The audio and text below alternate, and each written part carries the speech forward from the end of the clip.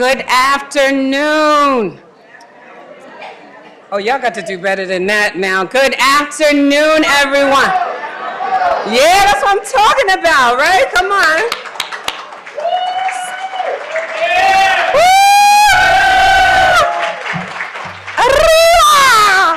Oh, no, I'm feeling really short up here today. I don't know, can y'all see me? I barely can see y'all. Okay, good. All right, so we're gonna get ready to get started. Before we start framing kind of the day, I do wanna do some housekeeping, right? Because you know, I'm a church girl, or I was a church girl. I'm always a church girl. I love the Lord, you know, but I still do a little stuff. And so if you could take your phone out and put your phone on silence, that would be great. And then secondly, for the restrooms, they are out the door and to your right, okay? And then you take a left, and I think you will find the men and the women's room, or they're gender inclusive at this point. So the bathrooms are there, but your phones, please put them on, do not disturb, because today is a very important conversation. And I don't know about all of you, but I'm super excited to hear from our young people. What about you? Woo! So, we'll get started, all right? Good afternoon again, everyone. I am Joanne Dunn. I am the proud Executive Director of the Youth Shelter Program of Westchester. And it is my pleasure to welcome you to the Youth Justice Symposium, where voices of youth are going to be elevated, and we're going to talk about pathways to justice. It is such a joy to see this room filled with young leaders, advocates, educators, and change makers from across Westchester County and beyond. Today we gather not to just talk about justice, but to reimagine what it can look like through the eyes and voices of youth. This idea, this gathering, was a true brainchild of the Youth Shelter Program of Westchester. It was born out of countless conversations with our young people who told us, we want to be at the table. We want to tell our story our way. We listened, and we built this space to make this happen. When we first started dreaming about this symposium, we knew it had to be bold. It had to be rooted in truth, in healing, and in community. And I have to say, we are also so honored that our incredible partners at 914 United, come on, give it up, SUNY Westchester Community College, and the John Jay College Institute for Justice and Opportunity. They were just a little crazy enough with me to join us on this adventure, because what we're doing here today, it matters. We're shifting the narrative from punishment to possibility, from systems that harm to communities that heal. We're showing what happens when local organizations, higher education, and justice leaders come together with our youth to create real, sustainable change. So today, I invite you to listen deeply, to learn openly, and to leave inspired, because every young person in this room and everyone we serve deserves a pathway and not a pipeline. Thank you for believing as we do. Absolutely, come on. Thank you for believing as we do that when we build together, we build brighter futures, one saved youth at a time. And now, it is my honor to introduce someone whose leadership and partnership have made this day possible. Dr. Belinda S. Miles, President of SUNY Westchester Community College. Dr. Miles is a visionary leader, a fierce advocate for equity and access, and a true champion for students. Under her leadership, SUNY Westchester has become a model of inclusion and innovation, expanding opportunities for first-generation students, deepening community partnerships, and standing as SUNY's first Hispanic-serving institution. Beyond her many titles and accomplishments, Dr. Miles, if you know her, she leads with heart. She believes that education is just not about earning degrees. It's about transforming lives and empowering communities. And she lives that belief every single day. Please join me in welcoming an extraordinary partner, a powerful leader, and a true friend of YSOW, Dr. Belinda S. Miles.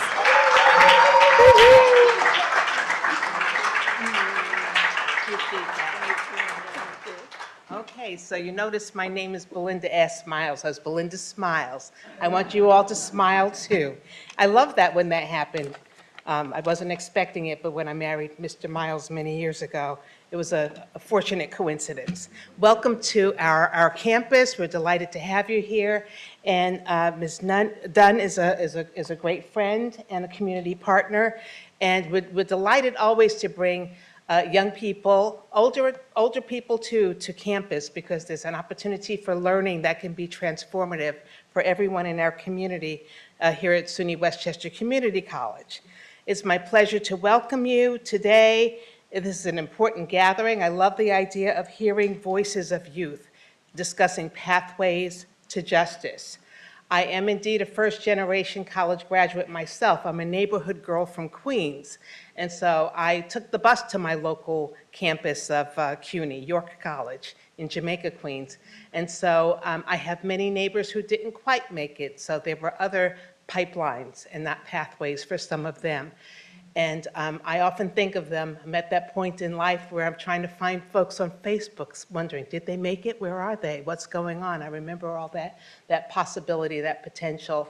And I was talking to a colleague about walking home from my job at the time when we moved to Hollis, Queens. Yes, you know, home of Run DMC, that's where I'm from. And I was there when they were at the height of their, I'll tell you a little hint about that. They came to my sister's Sweet 16 party and were rapping in the backyard. My father says, "What are they back there screaming about?" So we're having a good time, Pop, it's okay. So yeah, a little bit of insight about where I'm from. And I understand this very well, the notion of pathways versus pipelines, because it became very evident every day. And so, so I do wonder about where some of those folks are, and I'm so glad to have social media. And sometimes you get to the end of the story, and it's not quite what you would have hoped for. And I also recognize that around every corner was so much possibility, but also so much potential for danger. And so I understood what was happening when I lost my neighbor on the corner of Hollis Avenue in a bad transaction. And just, you were always that close to, but at the same time I was celebrating being skipped a grading and going into the AP class from 7th to 9th. So there was just different possibilities for folks from the same neighborhood taking the same buses to the same places. And then, so again, it's always good to find out where folks are and to keep in touch and to, and for me to have the opportunity to build a career on creating those possibilities and pathways has been extraordinary. So I've worked in community colleges for just about all of my professional career, and it's been extraordinary. Gaining allies and building teams and looking at outcomes and understanding what KPIs are, key performance indicators. How can we get from A to B? What are the steps we need to take? What are the resources? What are the policies and platforms that can make a difference? And so I've had the great privilege to do that work with so many good partners. So I'm honored to host Youth Shelter. I honor the work that you do and to join with so many leaders. I know that we're waiting for our state Senate Majority Leader, Andrea Stewart-Cousins, and our county executive. And so just in case I'm not here when they arrive, you'll let them know that I did shout them out. And they're very dear to me, both of them. And there's so much power in the work that they do and how they carry as they climb. And I'm so appreciative of that. Here at SUNY WCC, our mission centers on success, access. We want to open the door, we want to hold the door open, and then we want to help those who come in have real transformation. And that means that we have to be close to what matters to you, what's important in your lives, and also some of the things that are missing so that we can close that gap and create that staircase. It's one step at a time toward moving forward. So today's dialogue, led by young people themselves, will provide, it gives voice to the experiences that often go unheard. And we want to make sure that we can hear you and that we're able to, well, I'll tell you a little funny story. I was recently widowed, and when I started dating again, my adult son says, "You're going where? With whom?" He says, "Well, I need to meet him first." So now he's become, that, like, I don't know that family. And he said, "I need to look him in the eye and shake his hand before he takes you out." So we get to look you in the eye and hear your stories. And that involves a lot of honesty and integrity. And we have integrity as we're looking to work with you. So when we talk about that transformation, it's significant. So don't mind me telling my business. I'm spilling the tea a little bit. But, and well, okay, that's enough of that.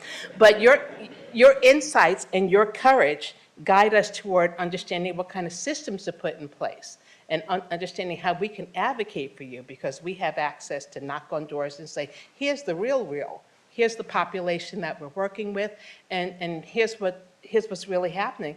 And that's really important, because things do change over time. And we may remember things one way, but we find that there is a need to speak truth to the current reality as we're looking at you and hearing your stories, looking you in the face and shaking your hand. That handshake means we're making a commitment. And so my son understood that at 33, and so did the gentleman who was inviting me out. So he's like, "Oh, what's he trying to do?" But we worked all that out. So to everyone who's here today, thank you for your commitment to this work. Thank you for listening to my little story here. And thank you for your faith in a future full of hope, because we want to keep our young people feeling hopeful. And there's a lot of things happening in the world that can make it easy to doubt and to make us feel less secure than we need to be. And we want you to know that we have your back and we're by your side. And so we're going to move forward. And thank you again to our amazing partners at the youth shelter. And all of you, let's have a great day.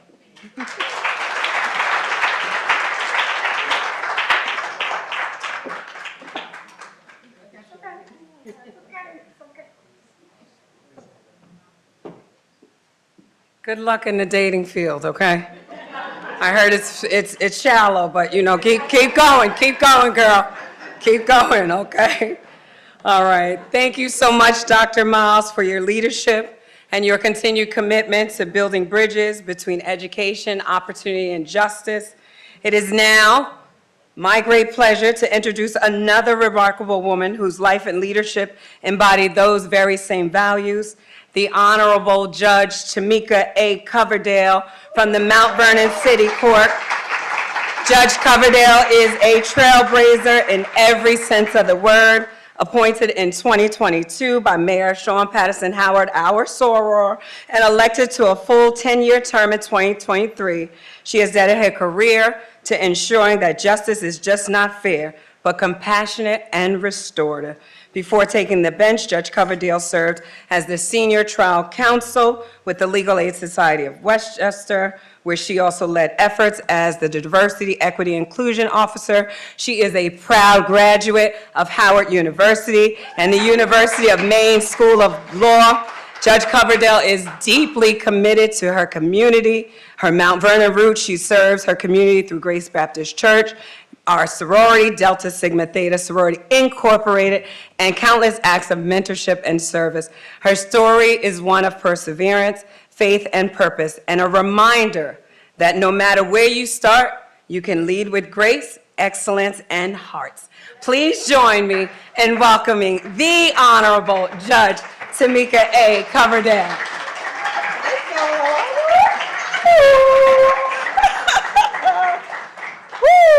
Good afternoon, everyone. Okay, that was remarkable, Executive Director Dunn. I just wanted to say I rushed over here because, yes, I was in court. Everyone knows that that's my career. That's what I do.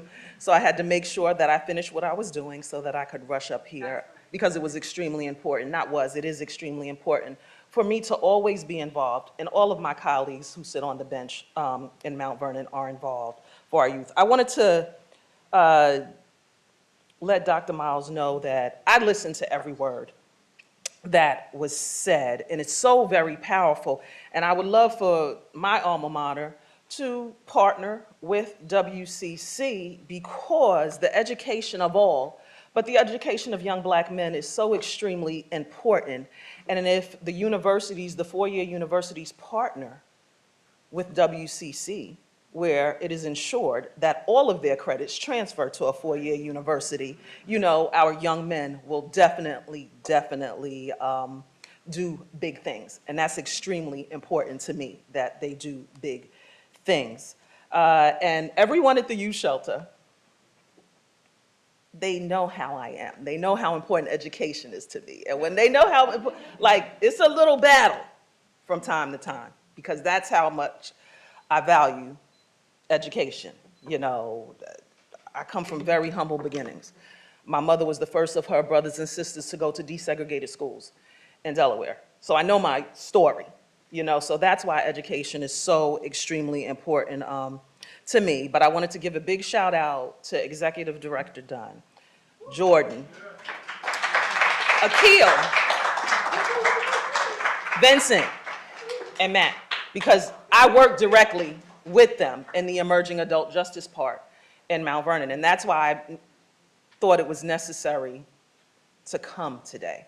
I walked in, I saw people that I not only knew professionally, but young people that, I have interacted with. And I think one thing that they know is that I always respect them. I will always respect them. I will always push them to do better. Sometimes it may seem like I'm that auntie who's really pushing, and you may not be happy, but in the end you realize, okay, well, Judge Coverdale was only doing this because she saw that potential in me, and she knew that I would be a success. So thank you. All right. So the emerging adult justice part in Mount Vernon, as I said, works directly with the youth shelter, and we have those young adults who are 18 to 25 in that part.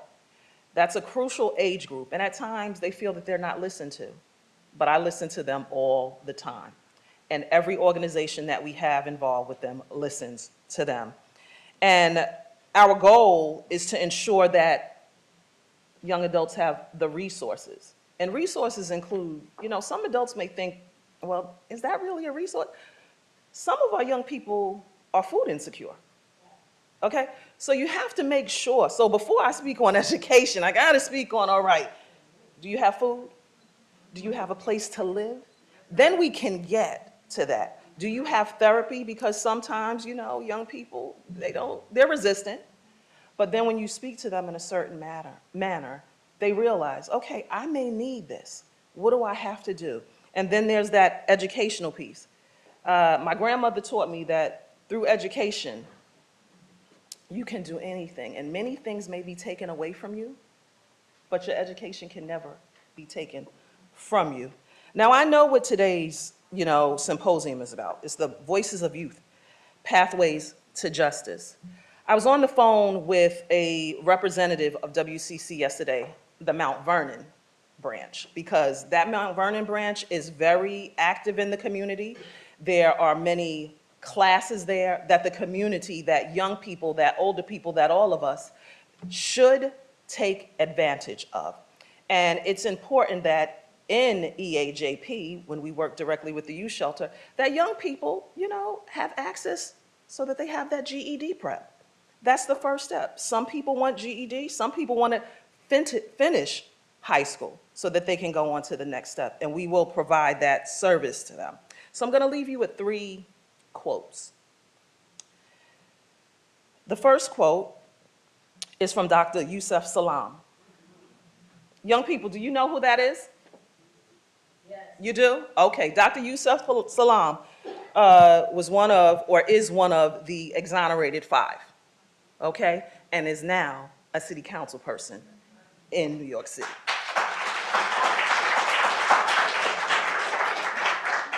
And this is his quote, and I want you to think about it. You have a purpose in life. Please remember that.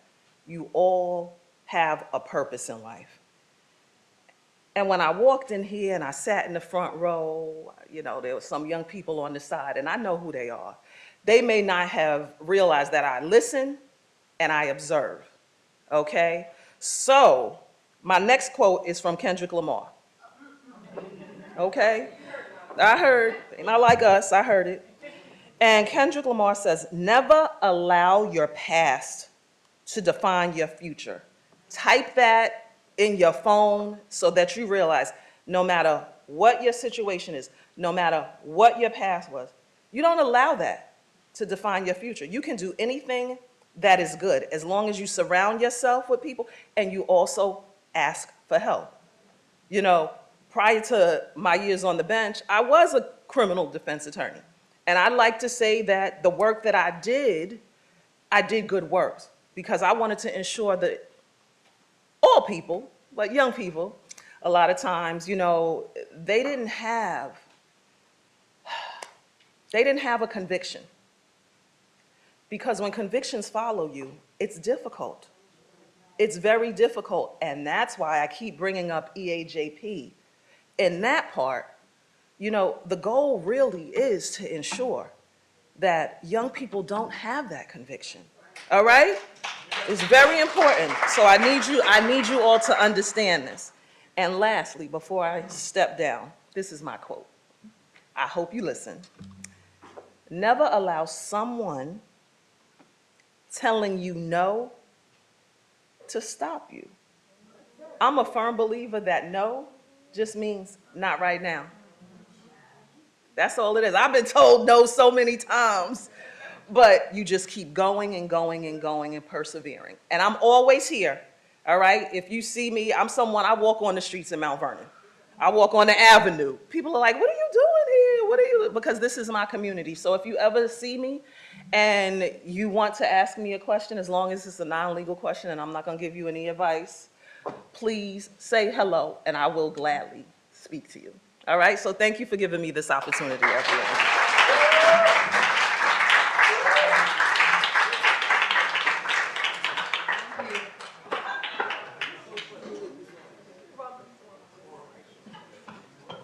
All right, the good part, the good part. I do want to acknowledge a few people that are in the room. We have Ernest McFadden from the Westchester County Youth Bureau. We have Rashida Thigpen from New York State Office of Children and Family Services now. I know we have Christine back there from Senator Shelley Mayer's office.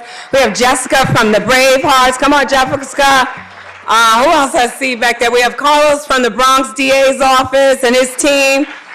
We have Richard Rivera from Center for Community Alternatives. I see Steve from Backyard Sports. I see Alyssa Holland from New York Presbyterian. I see Patty Dukes. I call him Patty Dukes, okay? Patty Dukes from Justice Brews. But Pat White, the Pat White in the room. I see so many people. All right, but now, thank you, Judge Coverdale, for reminding us what it means to lead with compassion, courage, and conviction. And now, as we move into the heart of today's program, that's our panels and our youth-led discussions. It is my absolute pleasure to hand things over to the dynamic team guiding our conversation today. First, please welcome our moderator, Mr. Roy Dale, a longtime advocate, come on, a longtime advocate, mentor, and voice for equity and transformation in our community. Roy's leadership has been instrumental in bridging systems and centering youth voices in this work. And joining him are amazing two youth co-hosts, Louis Elmore and Gregory Diaz. Woo! Yeah, come on, give it up, Woo! Yeah! You know, this is where I get hype. I'm gonna stay on script. But these two incredible young leaders who represent exactly what today is all about. Purpose, promise, and the power of youth to lead change. Roy, Louis, and Gregory, take the floor because the floor is now yours, okay? Yes, sir, yes, sir. Let's go. Let's give it up again for Miss Joanne Dunn for getting this all together. Let's get excited. Are we excited to be here today? I don't think y'all heard us. Are we excited to be here? We can do better than that. We can do better than that. Are y'all excited or what? I love it. I love it. I love it. Well, let's jump right on into the program because we have some exciting things coming your way. So first and foremost, I'm Roy Dell, and welcome to the Youth Justice Symposium, themed Voices of Youth Pathways to Justice. This event is about youth leadership. So today, as you're listening to the different panels, as you're having opportunities to ask questions, remember the focus today is really on the youth, right? The youth are the experts, right? Because they're here to really share some of their values. We can clap for that. Yeah. We can clap for that. Yeah, it's important. And it's important to center youth voices in these conversations as we start to really create a pathway forward. So thank you all for being here today. So without any further ado, we're here to listen, right? We're here to amplify voices that often go unheard, but we're also here to be active participants. So let's now move to Louie Lou. Louie Lou, introduce yourself. All right. I think Ms. Dunn already got, the formation part down. But my name is Louie Lou. You know what I'm saying? We're here to have real conversations. Okay. I clap it. All right. Energy. I like it. My name is Louie Lou. We're here to have real conversations. The kind that don't hide behind fancy words, We're talking about struggle. We're talking about resilience. And we're talking about transformation. This is about us, our stories, our healing, our future. So let's keep it honest and straight from the heart. Let's do it. Turn it over to Greg. I guess that's me. My name's Gregory, but everybody call me Oreo. You know what I'm saying? Representing 914 United in the building. I want to thank Louie and Roy. I'm proud to be here as one of today's youth co-hosts. For me, this event is personal. It's a second chance, mentorship, and believing that every young person deserves to be seen for who they can become, not just what they've been through. Yep. Yes, sir. So now you know who we are, so let's turn it over to some amazing panelists. So before we get started, we just want to sort of outline the day for you. Is that okay? Can we do that? So we're going to start with 3 different conversations today, right? Each focused on a key piece for what it really takes to reimagine justice. So the first conversation is pathways, not pipelines, right? We know that there's an trauma-informed lens that takes. We know pipelines and the connotation of that. So today, we're theming it pathways, not pipelines. That's very intentional. The second conversation is work that works, right? So as we think about it, how employment opens doors and restores dignity, which is very important. We know what it's like when that check comes through. We know what it's like when there's more access given, right? When there's financial stability in our lives. So we're going to hear from some youth about that. And then lastly, we're going to hear the whole person. The conversation is going to talk about how mental health and healing completely closes that gap as we think about the circle of justice and bringing that all together. So before we do that, I'm going to turn it back over to Louie Lou here to introduce our performances. Now, coming up to do this performance is a young lady named Mashaya Knight. Give it up for Mashaya Knight.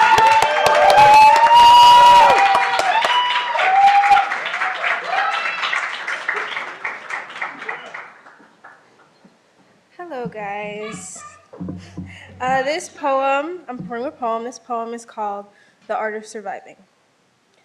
Life doesn't wait for us to be ready. It moves, fast, sharp, and unpredictable. We learn through impact, through mistakes that leave marks, through moments that change everything and people who don't always stay.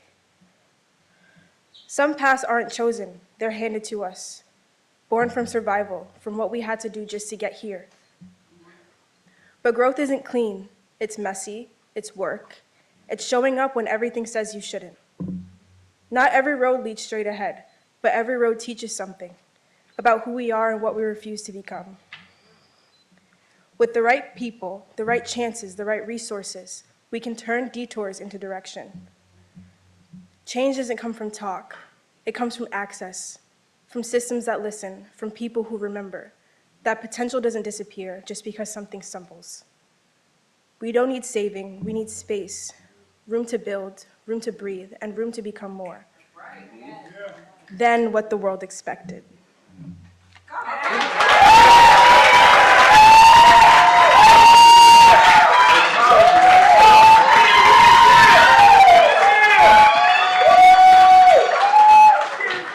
One more time for that amazing poem. One more time. Y'all can do better than that. Y'all can do better than that. Powerful, powerful, powerful.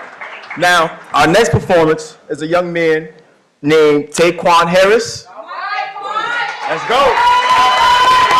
Let's go. Good morning, everybody. My name is Taquan Harris, and I'm from Brooklyn. And I will be reading you a poem named System I Made. All right. As a young man in America, I wonder where I'll be one day. I wonder, will I have 3 kids and a beautiful wife, or will I be a deadbeat father that my baby mother can't stand? I wonder, will I have that dream career I always wanted, or will I be a statistic in jail who's finding 25 to life because I couldn't control my emotions? Or will I be a big homie on another block, sending the next generation to do the foolishness I did at their age? Sheesh, it's just a cycle we can't break, a cycle of young men and women struggling to live life, a cycle of the system called, I apologize.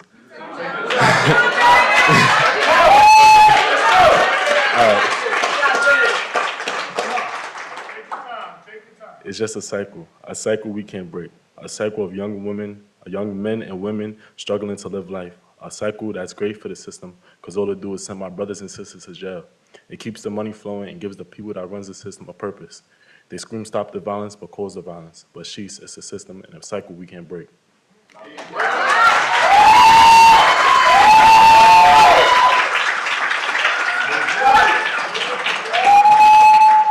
Let's give it up for him one more time.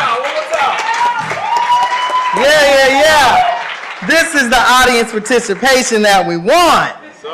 This is it right here. So let's jump on right into the panel. So ahead of asking the panelists to come out, just gonna do a little framing for you all so we can start to think about this panel and all the wonderful things we're gonna hear today. So our first conversation, right, pathways, not pipelines, is gonna lay the foundation. It's gonna set the foundation because too often systems create pipelines that push youth, especially Black and brown youth, from schools into jails, right, into prison, instead of classrooms and careers, and into careers.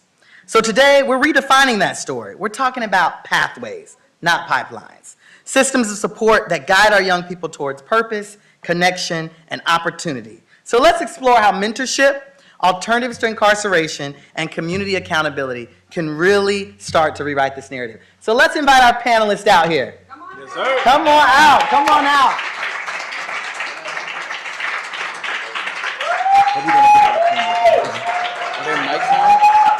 Yeah.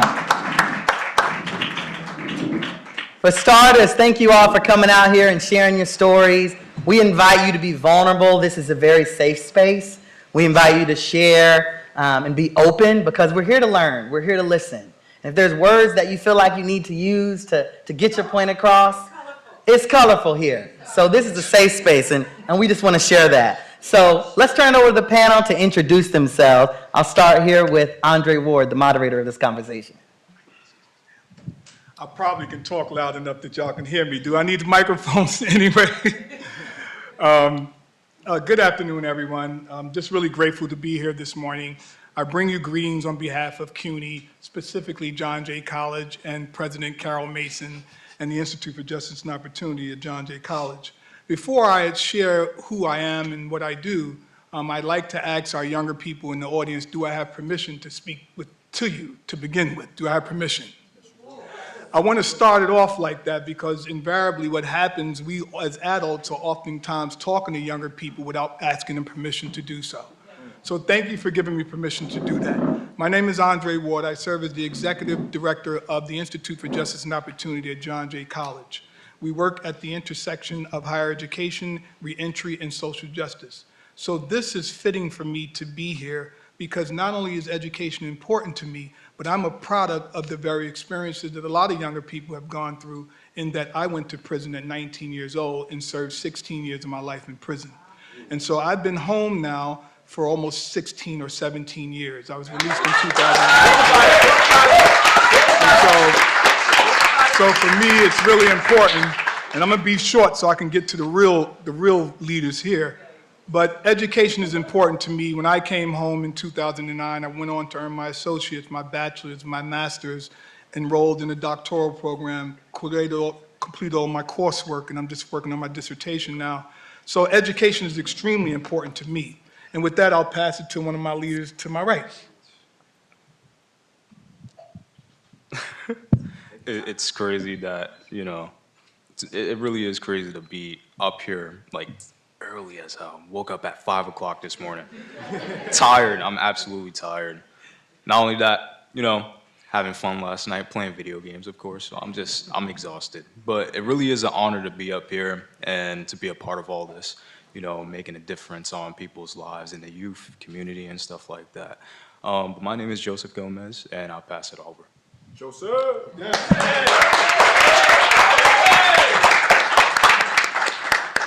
Good afternoon, everyone. My name is Patrick Edge. I'm 27 years old, come from Southside Jamaica, Queens. I'm a youth leader, youth mentor, fashion designer and stylist, and innovator, motivator, and creator of all people and things.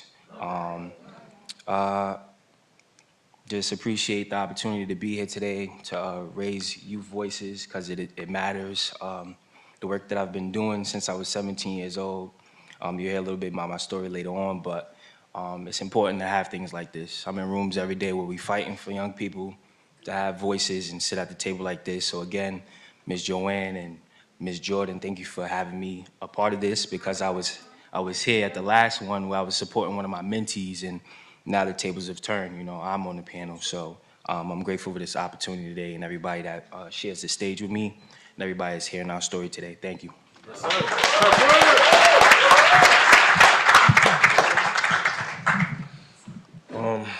Good afternoon, everyone. My name is Jacob Poole. I'm from Peekskill, New York. Peekskill. My bad. And I'm just thankful for being here today. Yes, sir. I just want to start off and say I'm happy to be here in the panel, and I want to just thank everybody for showing up, to everybody in this building. Alright, but let me get to the good part. I'm Johnny Gonzalez, and I'm from Yonkers. I'm from YO, big YO in the building. Big YO in the building. And right now, I'm nervous, but talking in the mic, I'm lit. I'm ready to start this stuff. And I just want to say, thank you. I'm from program 914 United, and I just want to say a big thank you to 914 United. My mentee, I know Freddie in the back. I just want to say another thank you to him. And J.O., he really opened my eyes.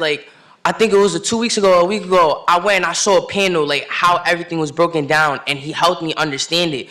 And I feel like this panel, since I know more about it now, is gonna be easier for me to do. And I feel like I'm gonna do good in this panel. So I just want to say thank you, everybody, for showing up today.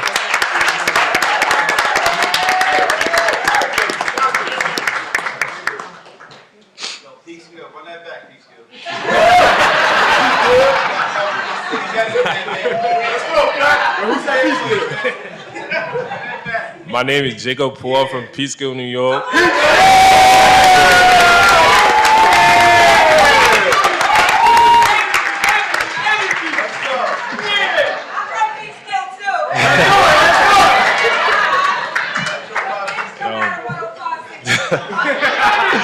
And I'm just happy to be here. Yes, sir. Yes, sir.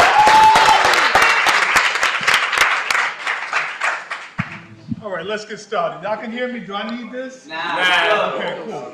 You got a deep voice. Before we get started, too, I just want to acknowledge Joanne.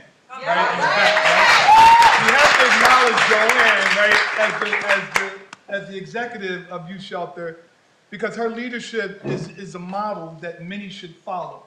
I think, Joanne's uniqueness is her ability to collaborate with people and bring different stakeholders together to influence change in different ways. So really want to acknowledge you, Joanne, for just being a good partner. Right? So let's jump into it. Right? Andre, I was told you have to use the mic because we're streaming live. Okay, understood. Yep. See, that's why it's Joanne. She gives the instructions, right? It's all good. And so, we're talking about pipelines here, right? And we realize by definition, pipelines are narrow. And, it's designed to move you in one direction, oftentimes prescribed by somebody else. Hence why we're looking to use terms like pathways. One of the things that we did at the Institute at Justice and Opportunity is we looked at how language impacts people.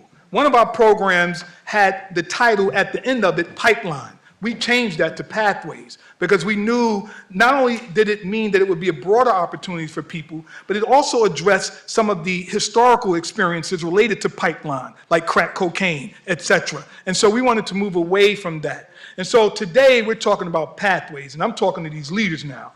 And so the first question that I have is, when you hear pathways, not pipelines, what does that mean to you personally? I'll say it one more time.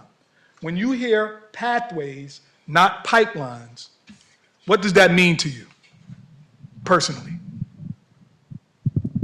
To me, what it means to me personally for a pathway, actually, I'm gonna start off with a pipeline first because it kind of leads into the pathway part.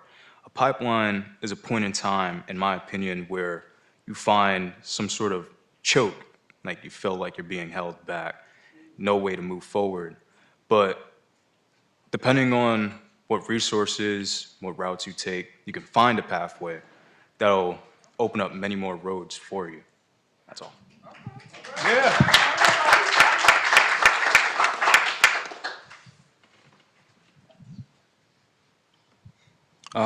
When I think about pathways, I think about many different segues to achieve a goal. Pipelines really gives me stuck and stagnant. When you think about the pipelines and clogs getting drained, there's only one way for it to flow, and sometimes it may get stuck during that way. So pathways gives it more outlets for it to be able to be useful to reach that goal, to reach that that finish line where you're supposed to be at. So yeah, that's what I got for that.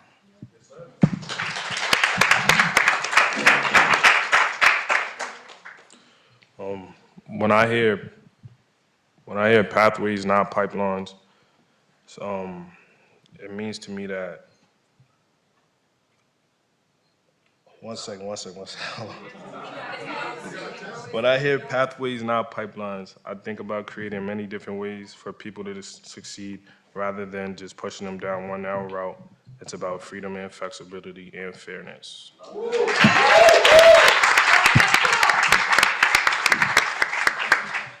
Me personally, when I hear pathways, not pipelines, I'm gonna start off with pipelines. I feel like a pipeline is like a really dark place for someone, like they're just stuck. Like, yeah, they could continue and do better, but in a pathway, I feel like there's more outlets, there's more opportunities, there's more doors open. But in a pipeline, I feel like everybody's just stuck and they're not really giving their 100% as if I was in a pipeline. So that's what I think.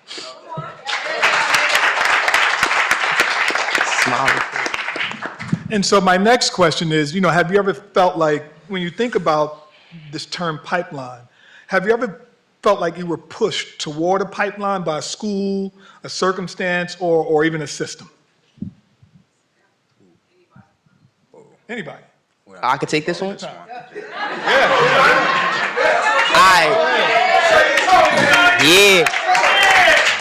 I got it. I feel like I was in the pipeline many times. And one thing I always do, bro, I always realize, like, there's always someone out there that's, like, going through it worse than me. Like, I always have people there for me. Like, I have my mom, she's really there for me, and I have a program that actually cares. Like, 914 is really there. So when you're in the pipeline, like, it could be school, probation, anything. Just know that you really matter, and there's somebody out there that really cares, or you could do something, maybe like pick up a hobby. There's always something you could do. When you're stuck in a pipeline, there's always a pathway, and I feel like everybody in this room has a pathway, and I wish, like, there's no pipelines, like straight pathways.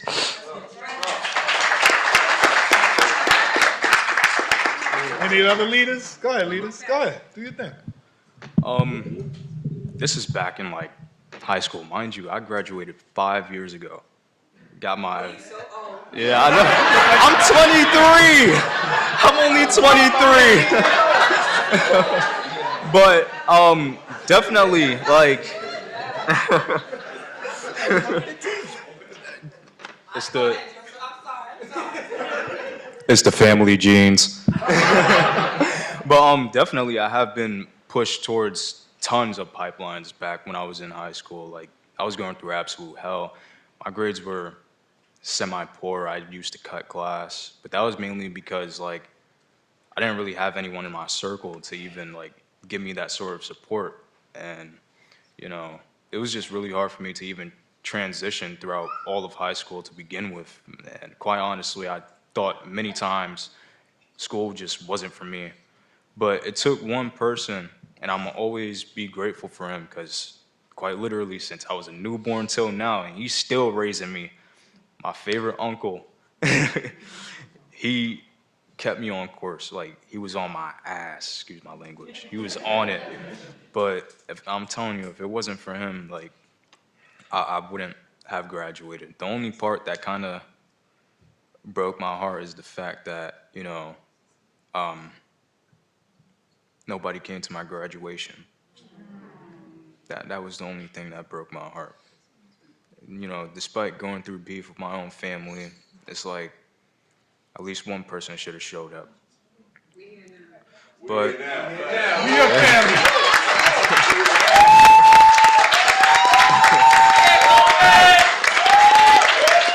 I mean, fuck it though. It's too late. You know, 5 years ago it was crazy. But I really am. I'm grateful for everybody, you know, having my back throughout all my struggles. Like, it really is hard for me, especially around this time of the month as well. Like, I struggle with my mental health really bad around this month due to things that I can't talk about, but it gets worse from here on out. So it's good to know that I have people, you know, that I'm sorry, I'm just like shaking a lot. I'm glad I have people that could, like, you know, be there for me and be there for me, you know, not only just physically, but in the back of my mind, like, just thinking about you guys, it's like, yo, I really got people that care about me, and that's a good feeling. That's it.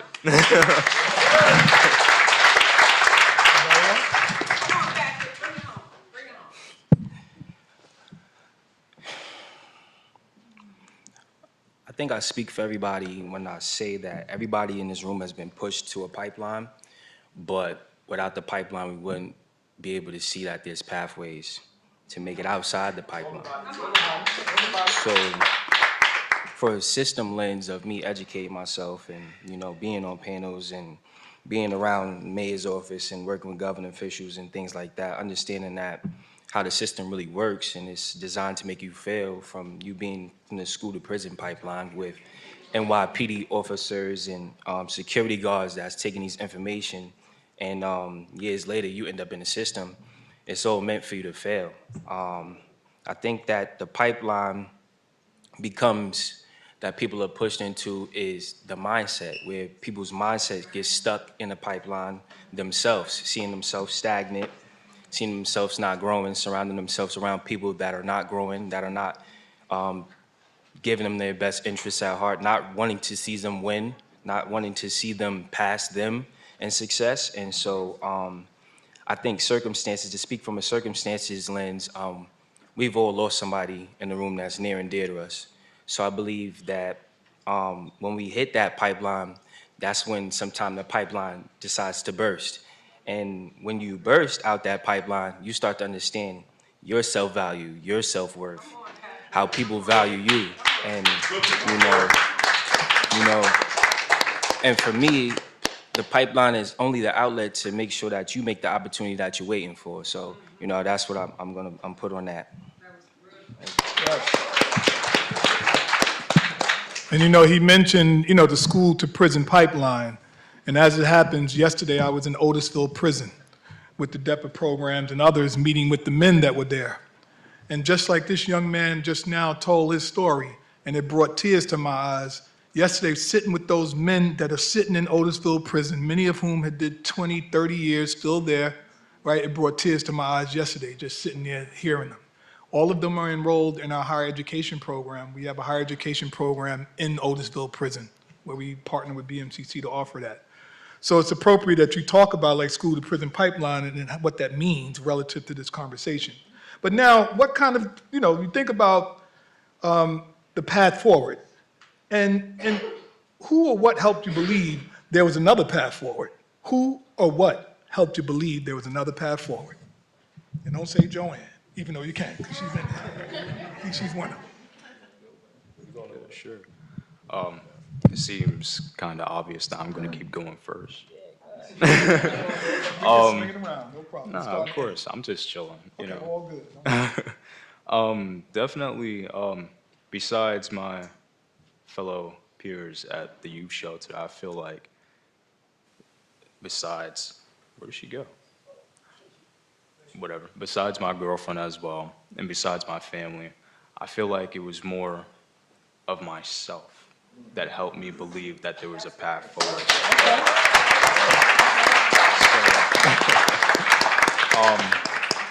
You know, it took a lot of me to 100% like be on board with just accepting how the world works. Sad, but you know, sometimes you just got to know how to pull forward, man. It gets really hard. It really does. You know, despite, especially in the area I live, it's so much like, it's like police every hour, literally every hour. It's really annoying. And, you know, living in a community like that, like, you just got to know how to maneuver yourself. Like, if you can't maneuver yourself, you're pretty much going to get lost by yourself, especially if you don't have anybody to back you up on your end. But it took a lot, like, years upon years of me to, like, fully accept how to come to terms with myself and be able to push myself forward. So as long as I know I got myself as well, it's like I could keep going as long as I need to.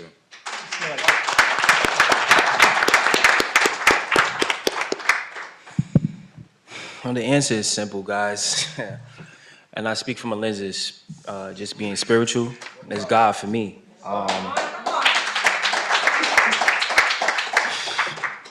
I mean, I don't know what anybody's going through in here, or where you at in life and circumstances, and you may feel like you're in that pipeline, but your faith has always have to be bigger than your situation, your circumstance, right? When you say who, I know the person that, you know, wakes me up in the morning, starts me on my way. I know the person that allowed me to be here today. I know the person that kept my mind right when I lost my mother during COVID and had to close the casket on, you know, the hardest thing I've had to deal with. That's all right, Patrick. That's all right.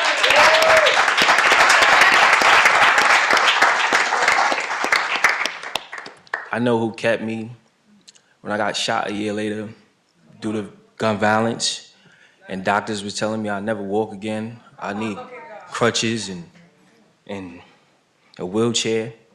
And I know who allows me to be a father to a 4-year-old.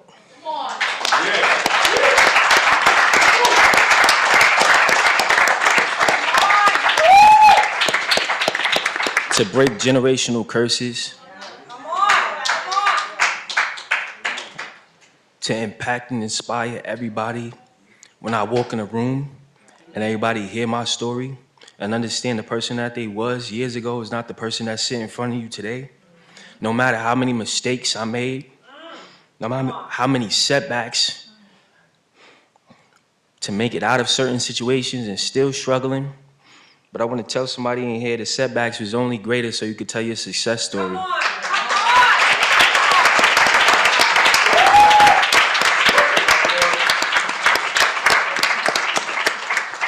So for me, it's always going to be my faith. I know that delay was not denial. And I know that, you know, everything happens for a reason, and every time and season things happen. The people that you meet, the people that you inspire and motivate, and the rooms that you walk in only become greater because he sent you to walk into them.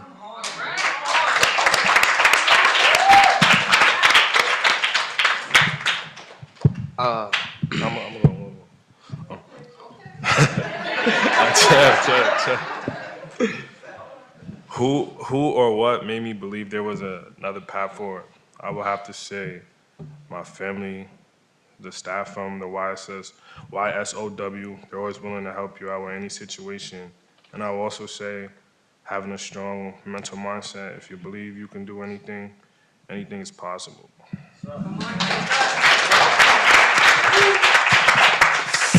Now, let me see, what was the question? Who or what helped me believe that there was another path forward, right? Now, it starts with, I feel like everybody in this room being here today shows me that there's a better path. I feel like the way I came, I feel like everyone's story matters. Let's get that. That's the first thing that matters. Everybody's story matters, and everybody's story has a meaning to it. See, me, at a young age, like 7th, 8th grade, I was doing things I wasn't supposed to. My pops left. I was crazy on me. Like, I didn't think, I never thought of something like that to happen to me. I was outside doing things I wasn't supposed to. My mom was trying to find programs that actually worked. Then I ended up realizing, like, I didn't realize, like, my mom was different. I thought, like, my mom was, like, trying to, like, beef with me. Like, it was, like, interaction just straight back and forth. But then when I realized, like, I mattered and the people around me cared, and I found that, like, now for United, they showed me that they was there for me, I ended up doing things to elevate myself. And that's why I'm in here in this room to tell everybody that they matter and their story is really important.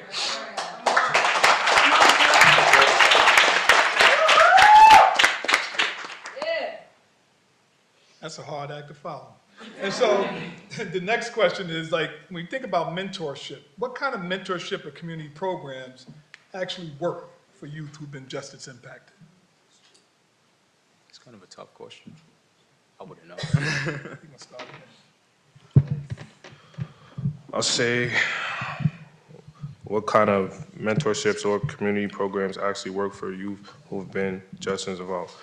Well, for me, I would say more alternative to incarceration is like the youth shelter.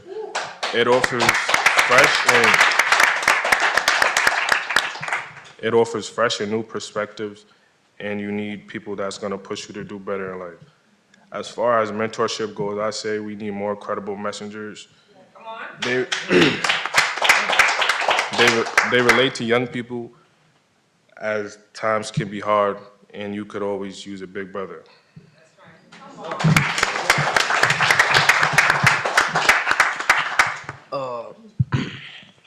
I feel like whatever program or community that actually, like, mentorship that actually works is who's ever really there for you. Like, who's ever communicating, who's ever, like, there's a lot of, there's a lot of programs that I've been in that wasn't, like, really, like, they wasn't back and, they was like, they didn't really care. Like, they just kicked me to the side like I was another kid. Like, they told my mom I had to do worse things for them to actually be there.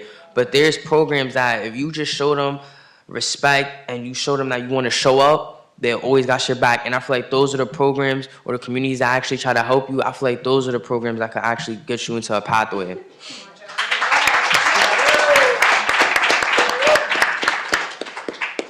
Well, the kind of mentorships and community programs that actually works is the ones that are family oriented. The ones that really keep the youth engaged to want to come back, want to know that, you know, that it's possible, the representation of what it looks like, how we feel like, and how we show up for one another. When we see, when I speak for our culture, Black people in the room that show up in high position and high leadership roles, to see that you look like me and you come from the places that I come from, that is possible. I think that the program that actually works is the one that's really worried about, you know, the productivity of the youth and not the, you know, the systemic part of it, you know, putting caps and roofs over there of how far and extents they can go through certain things, clocking out when I feel like it's just a job, you know, it's just something that they do because they're getting a paycheck, you know. And I worked for the Youth Justice Network for about 7 years now, working with 16 to 24-year-olds that have been incarcerated through Rikers Island and justice-involved youth, and advocating for them. And what kept me there is people that I knew I could count on, you know, people that, you know, checked up on me when I wasn't checking up on myself, people that see things in me that, you know, I didn't see in myself at the time. And so I think that those are the ones that work. The one that shows consistency, the one that keeps knocking up on your door even when you don't want to hear from them, like the Jehovah Witness people, like they just, people that's just being annoying and it just like they want to see greater for you. You understand? Like they want to be. They want it more than you want it. You understand? And they see your potential and how far you could take it. So those are the community partnerships and programs that really work. And like the youth shelter that you guys are providing here, and panels like this and platforms like this. So the ones that really show up and give youth a voice to be who they are, not be afraid from where they come from, and to be proud of where they're going.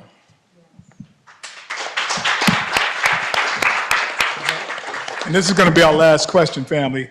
And, I'm from Brooklyn, and don't run me out of here. I'm from Brooklyn. From Brooklyn, right? And I know I dropped out of high school in the 9th grade. And that indicator there is not an unusual marker or phenomenon. There are many, many people that drop out at the 9th grade. And you have to ask yourself, why at that point in stage? And so when I think about schools, right, if you all could change one thing about how schools and probation handle discipline, what would it be? I want to start this one off because this is a question. Like when they gave me the questions when we was going over everything, this is the one I really wanted to talk about. So what I feel, I can't talk from experience, but I could talk about what I've seen with like the probation and the way police and stuff handle things. Like they're so quick to something that I learned from my mentees, they don't listen to like understand. They listen to just talk back. They don't ever try to give you like that second chance. And a lot of these kids are young too. A lot of these kids that are doing these crimes, they're coming from bad backgrounds. They don't have anybody there. Instead of trying to uplift and help the kid, the whatever, they just want to like lock them up and just leave it like that. Or like school, they never try to understand where you're coming from. It's that you did this, so you're instantly like kicked to the curb. You're terrible, you're bad, and they want you to just do everything that doesn't matter. But me personally, I feel like you should give them that second chance, or not even a second chance, just like understand where they're coming from or try to uplift. Nobody ever wants to uplift nowadays. Everybody wants to like be down. Like they want to go talk down on you, especially when it comes to the school. Like when I was going in school, they wasn't trying to help me. I was in a situation where my school wasn't trying to help me with my academics, and I was terrible. Like I feel like I was stuck like in a pipeline. And then I understood that I had to take things into other types of hands, talk to people, understand. And I feel like with the pipeline, there's always a pathway. Any more? We got some more? This is less on the how to handle discipline side, especially for school, and more on the resource side. At least back when I was in school, I don't know if anything changed, but from what I'm hearing, a lot of things are still the same. Most guidance counselors, once again, excuse my language, kind of don't give a shit in most cases, especially on students who are just, playing around with school. But you would never know somebody's actual story as to why they kind of just don't care. You would never know if, there's someone not active in their life trying to assist them with these kind of things, or different, home problems and outside of home problems that could also affect how they work in school. So I feel like there needs to be more either programs, good, like actually good guidance counselors, because the guidance counselor I despised that woman. I did, because she didn't want to help me. She didn't care.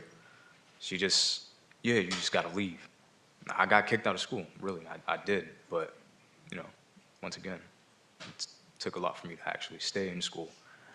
But, and the funny part is, the school that I got kicked out of, because of my guidance counselor, I had moved to Yonkers, and it was like hard for me to commute early in the morning on a bus, and sometimes I wouldn't have a bus pass. So I feel like that should be another thing that I know students now have to pay for the bus pass. There should be alternatives where people who are struggling and cannot afford a bus pass should be able to sign a waiver, to obtain a bus pass and be able to go to school at some point. It's really hard, especially with the bus fare, train fare skyrocketing. Like, I got on the bus one time before I had my car again.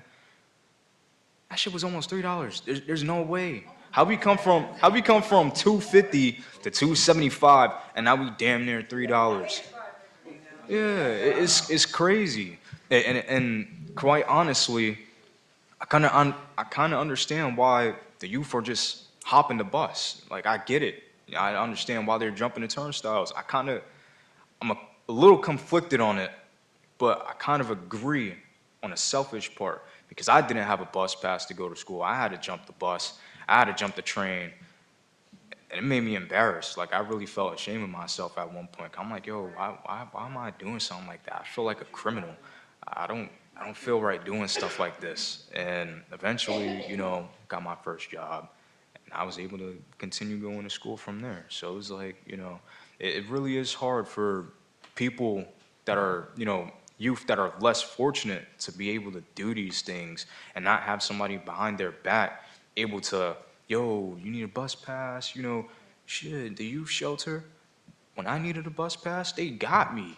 I was proud to call that family for me. I know I am.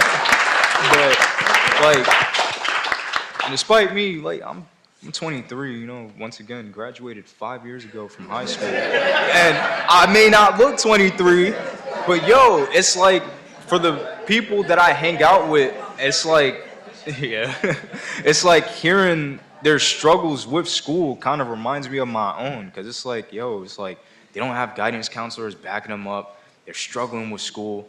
They just need, and the after school programs are kind of trash now. Like, the amount of trash after school programs I heard of from a lot of my peers that are younger than me, mind you, I just skate with them. They pull up to the skate park and we just talking, we chopping it up, and then they bring up school. And I'm like, yo, how's school? What's going on with school? And I do this every time with my homeboy. I knew him since he was 13. And I love him till this day. He's 17 now. I love that kid. That's my little bro. And me and my girl, we take care of him too. That's like our son to us. So, mind you, he's 17, I'm 23. It's kind of crazy. But when he tells me that, he's struggling with school because he got no one backing him up, it takes a certain level of recognition for me to be like, let me back you up. Because if nobody else got you in school, let me got you. And that's how I stand by it. You messing up in school, I'm gonna get on that ass like, yo, what you doing? Why you acting like that? Because that's just me. I don't want to see kids, not going to school. I don't want to see kids, flunking and not passing their exams, failing school and stuff like that. That's not me. That's not what I like. I like success. I want to see all my little homies growing up to be good people. I want to see all my little homies graduating from school. I really can't wait to see him walk down that aisle because I'm going to be front and center. And I promise that.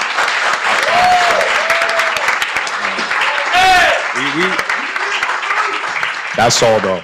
We just need better guidance counselors and better programs for school. Like, we need to up it up. That's all. I'm going to turn this up. Oh, now, you got something you want to say? You got something? You sure? Patrick, come on. You sure? You know you guys. And then I'm we'll trying not open to up speak for a lot, man. questions. Speaking all the time. But school tip, I was up here laughing in my head. It's like, I can't imagine how many times I got suspended. Like in the principal office all the time. So, but I think on a serious note, the elevation process of them understanding where I was at the time and giving me what I needed would have been the evaluation process of evaluating the cause and effect to why things was happening, and that didn't happen. So it was just more so focusing on, what has been done, but not understanding the root cause of how did I get here. And I think it's the same way with probation too, is like, they want to give you all of these things after the fact. Now you're on probation. If somebody's currently on probation and works alongside probation, it's like, I'm trying to understand, like, why they give you the things after that instead of the prevention process. But then it goes back to how the system, is set up to make you fail, and, and still modern day slavery and certain things and that nature. So, it's different when you educate yourself, it's a whole different light when you educate yourself. I was just talking about my brother earlier, like, when you know better and you keep educating yourself and you surround yourself around people that, have this knowledge and things that you haven't learned, like different terms and incredible messages and things like that you guys are learning, that we're still learning together. It's just like we stronger in those ways, and that's how we continue to show up. So the thing that I would say handling discipline is understanding that people are people at the end of the day, and treating them like human beings. Humanity is still a thing. Doesn't matter if you're a security guard. It doesn't matter if you police officer or not, or a teacher. You still a person. You're still somebody's aunt, uncle, mother, father, sister, and brother. So treating people and giving them what they need, and meeting them right where they at, I think is the main cause of this. And I think it should be more mentorship in the schools of training more young people like us to go into schools, people that look like us, and talk to those kids that's going down the wrong path, and training them to understand, like, this is not what you want to go through. You understand why you don't want to show up to class. I didn't want to show up to class. I thought gym was more important than every other subject. So it's like, looking back on it now, and he's saying he's 23, I'm 27, it's like making me feel old about certain things. And, as some of y'all in this room, it's like, yo, you just now starting your years now. So it's like, you getting it on. So, to that note, I think it needs to be more mentorship in schools. I say more mentorship, less punishment. But the elevation process happens when the evaluation process is put into play. So we're going to field at least one question. I think we have time for at least one question. Yes. I grew up in New York City, and so, like, this really speaks to a lot of the things I experienced, like, growing up in the Bronx. Like, for example, the school-to-prison pipeline is a very in-your-face thing. Now stop 1 minute. Everybody hears him? Yes. Okay, good. I'm going to give you the mic. Okay. But it's a very in-your-face thing where, like, every single day when you come into school, you have to go through security. You have to put your bags through the scanner. Also, I noticed that you said that the buses are $275 up here. They're $290 in New York City. Yeah, I know. But, like, it's just, like, such an in-your-face thing to the point where it basically, like, blinds everybody to seeing a way out. Like, you start talking about opportunities or ways out, and they think you crazy. I luckily like found different opportunities and like ways to get out, but still it's like, how would you convince people that were just so like deep into that system that they cannot see a way out, that they're like just so trapped by the systems that they either would have to fight so hard to find a way out, or they can't see a way out, and they don't have the strength for it. That's beautiful. Great question. Great question. Great question. Thank you for that powerful question. Who wants to take it? I'm not the expert there. I wouldn't know. Okay, it's all right. We don't know. It's all right. We don't know. So, I know what you're like talking about, like. There's a lot of people that think like they just stuck in a pipeline. Like they got that mentality. They're so stuck into the system. They think like just going in a pathway, that's your chance. You talking like anything. But for me personally, I had a friend like that thought there was no help. And to be honest with you, all you could really do in that situation is just show them that it's working. Once you show somebody what if you're someone's friend and you're showing them that y'all are going through the same downfalls, same problems, and they see that you're improving as a person, it works 100% every time. And once you show somebody that there's improvement and they're working, Like that kid, I grew up with him almost my whole life, and he was worse than me. He really didn't think there was an out. He was really stuck into this. He was like what the system says we are. And once he saw that I was improving as a person, and not even me, the people he hung around, he started like, and we powered him to try something different. And now we're also like, I'm doing a panel, so it works.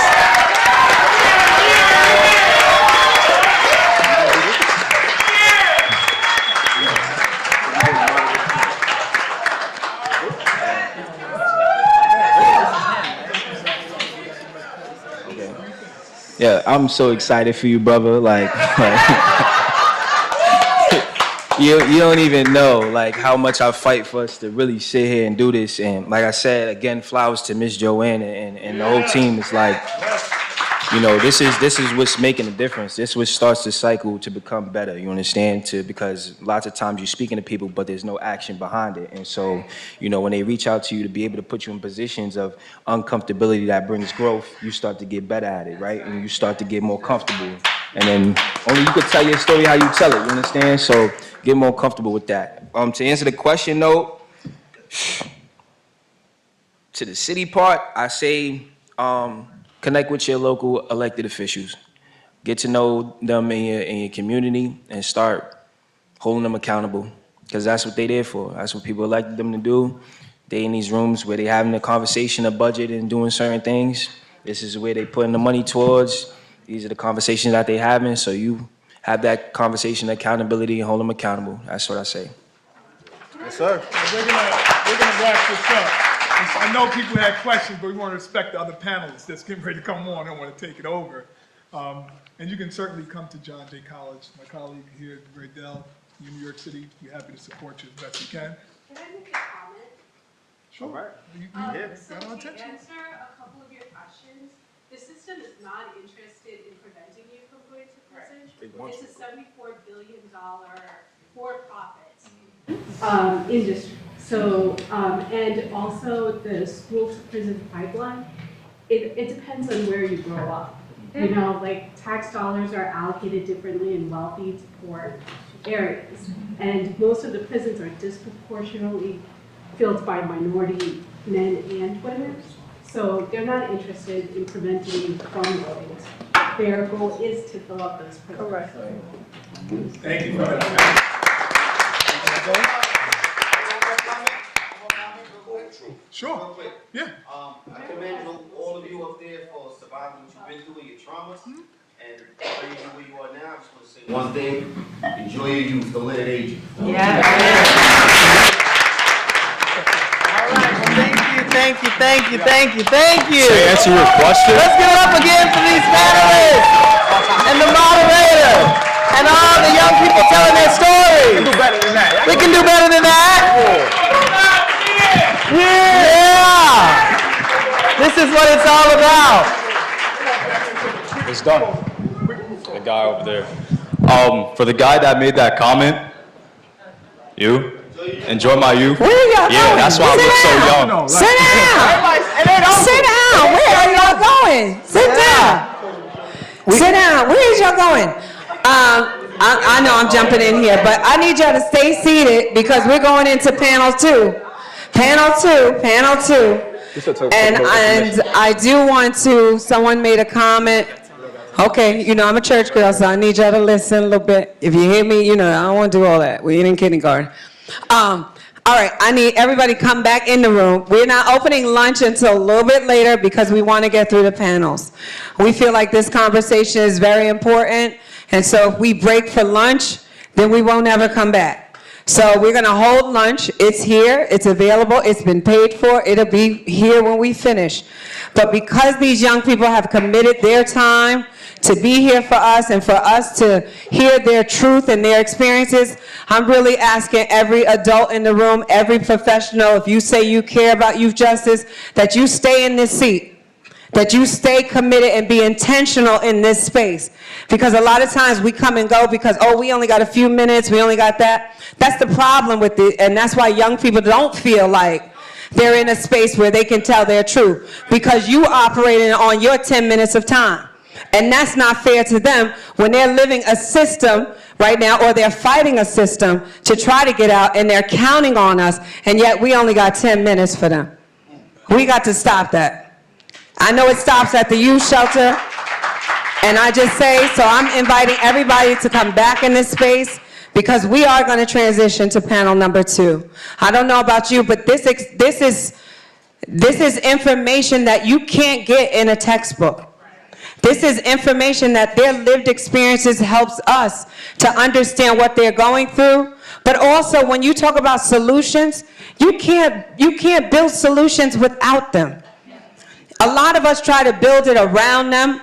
We try to say, oh, I got it for these kids, and I know what they need. You don't know jack. You don't know jack. And even though Joseph said 5 years ago he went to high school, now some of us is about 20 plus years ago. Come on, okay, I know I'm still 21 in my head. But we went years ago, but again, 5 years ago, we didn't suffer, or 20 years ago, we didn't go through what these young people are going through now. And we're not experiencing the things that they are now. So while it only may be 5 years for him, in this current climate, in this current condition, in our current environment, it is a challenge for young people, or hell, I'm a grown-ass adult, excuse my language. It's challenging for me. And so you can imagine when the odds are stacked against you, how do you see your way out?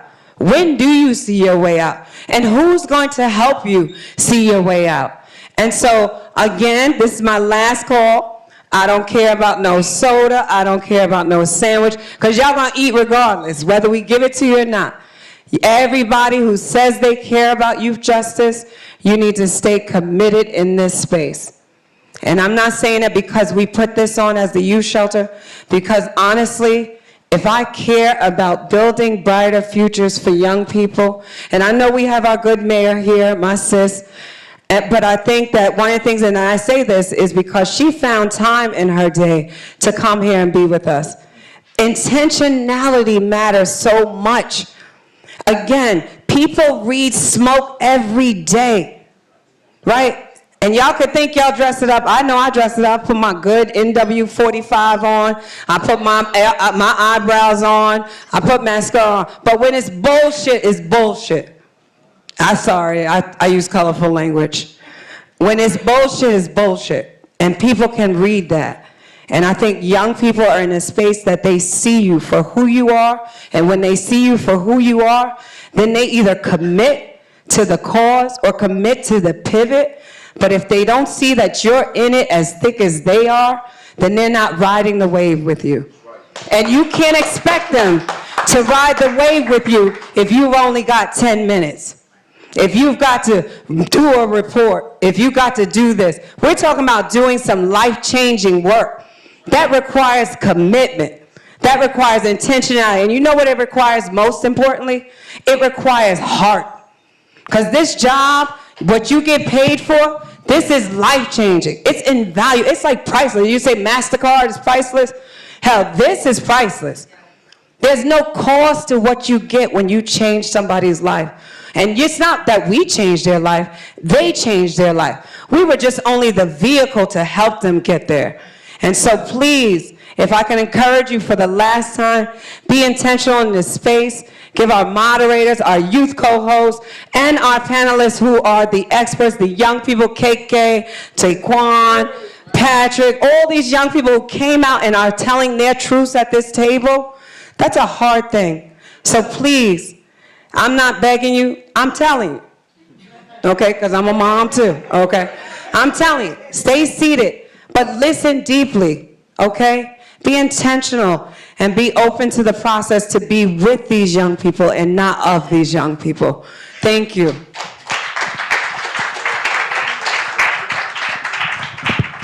All right, now we're gonna move forward in our programming. The topic 2 is gonna be the work that works. This conversation reminds us that pathways aren't built by chance. They're built by choice. When we invest in people instead of punishment, we redefine what justice looks like.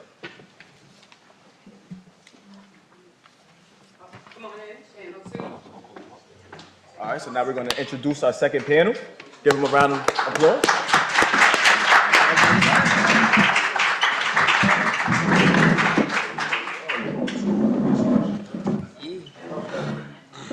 So our focus for this panel was going to be fair chance employment, job training, and economic opportunity. I like it. Our second panel, The Work That Works, looks at how employment creates opportunity and identity. Work isn't just about income, it's about belonging, it's about growth. For many young people, getting that first job or paid training can be the spark that changes everything. I know it was for me. But we know there are barriers, stigmas, transportation, mental health, and a lack of support. Today, we will unpack what it takes to make a fair chance employment a reality, and what it means to truly prepare youth for success.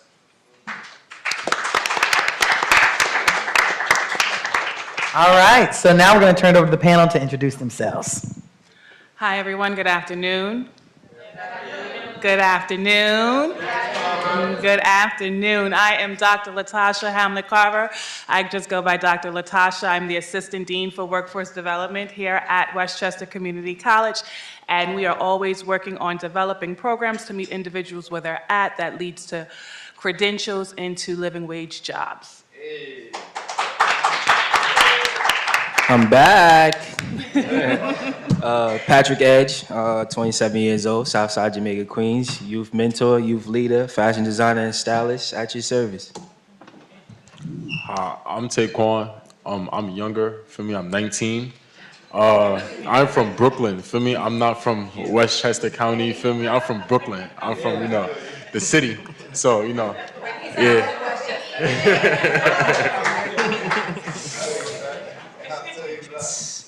Y'all know it's my first panel, so I had to go big or go home. So, Johnny Gonzalez.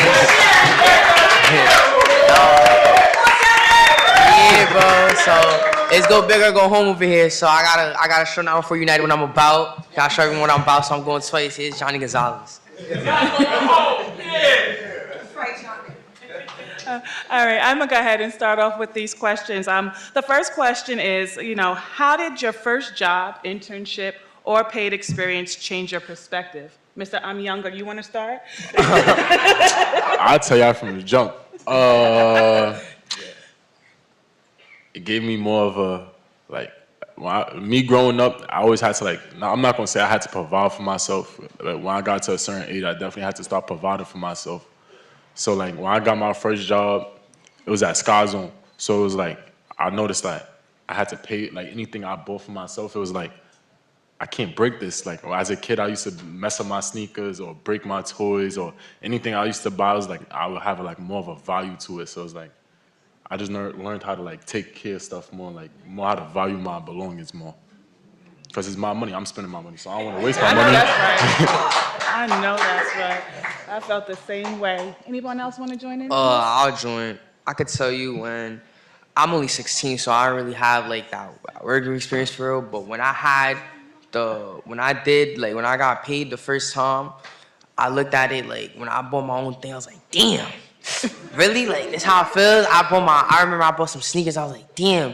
And it really meant me the value. This is $250, but I was like, damn. But I realized, and it opened my eyes, the things that I buy have more value. I got stuff as a kid growing up, but I didn't show it the value.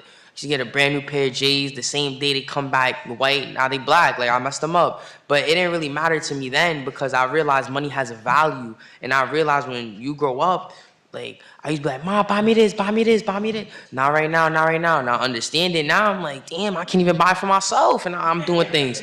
But money really has a value and I understand that money is really important, so.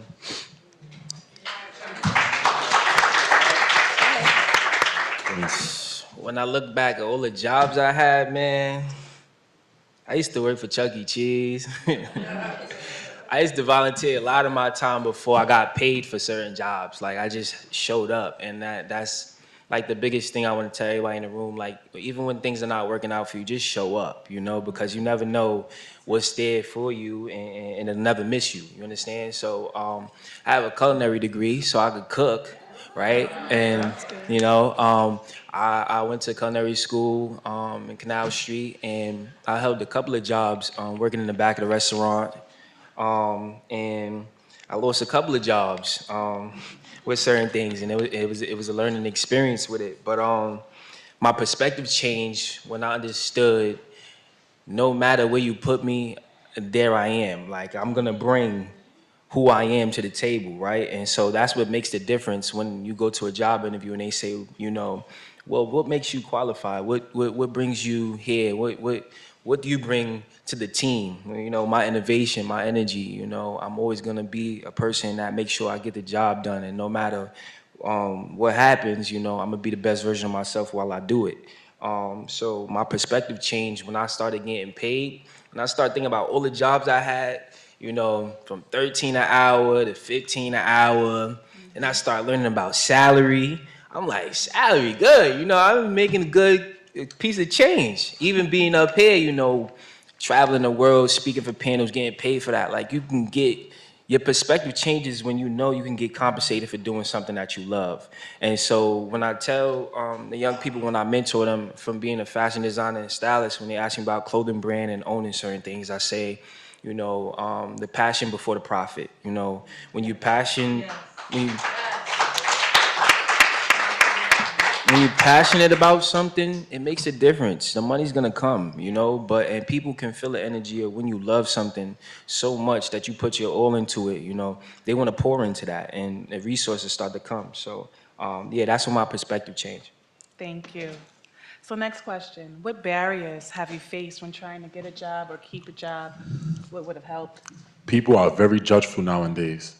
Like you, like it doesn't even really matter like on like what type of person you are. You could be anybody, and people will still judge you for no matter. Like you could be a calm person, you could be a hype person, you could be, feel me? You could be just the way you dress. People were like are very judgeful. Like for me personally, what I face is like I always been a bigger kid. Like I always been tall. I always been the biggest kid in the room for me. So like every time I would like, let's say I would go like to job fairs and stuff, they would look at me. They're like, "Oh, he dressed like this. He dressed like that." Then they ask me, "Oh, what's your age?" And I tell them my age. They be like, "Damn, you kind of big for your age."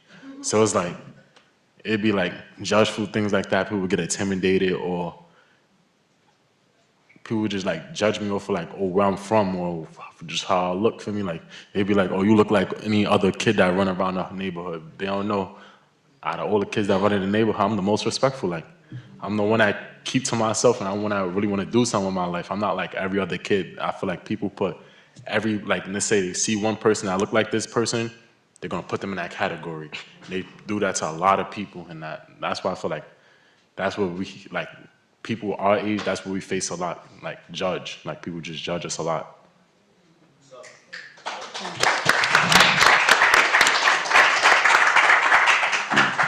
I mean, the barriers that I faced, one summer I worked the whole summer. I did construction with my grandpa, and it really showed me like I wasn't like when we was working, like I could give you one job that we did for a minute.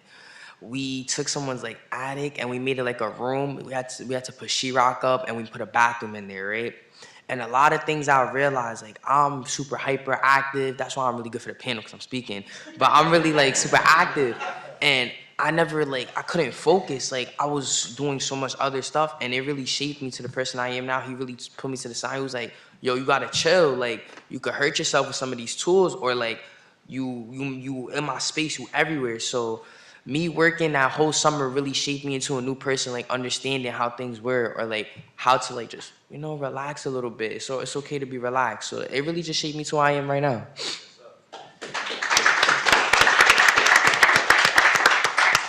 Barriers.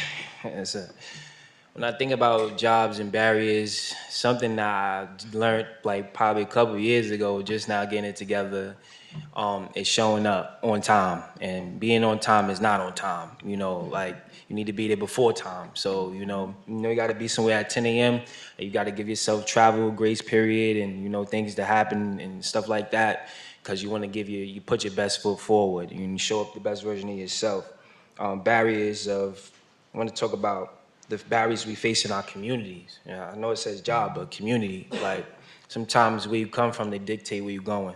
You know, the stigma is already put on you because, oh, you from Brownsville, Brooklyn, or I'm from Southside Jamaica, Queens, or you from Bronx and stuff like that. Like, you know, there's so much successful people that made it out and still can make it out. It's a mindset at the end of the day, you know, and what it is with the youth, I think it is like they normalize what's going on in their community. And there's nobody really pushing them to be on things like this and showing them that they can make it. They're going back to housing areas where, you know, the elevators is broken and there's piss on the floor and stuff like that. And, you know, not understanding, you know, that's not the end of it, you know. My story didn't end in a jail cell. My story didn't end in a hospital, right? So I think that the barriers we face is sometimes is our mindset, you know, not understanding how far we can take things, not understanding that, you know, our temporary feelings can put us in a permanent situation, but it's up to you to make it happen, you know?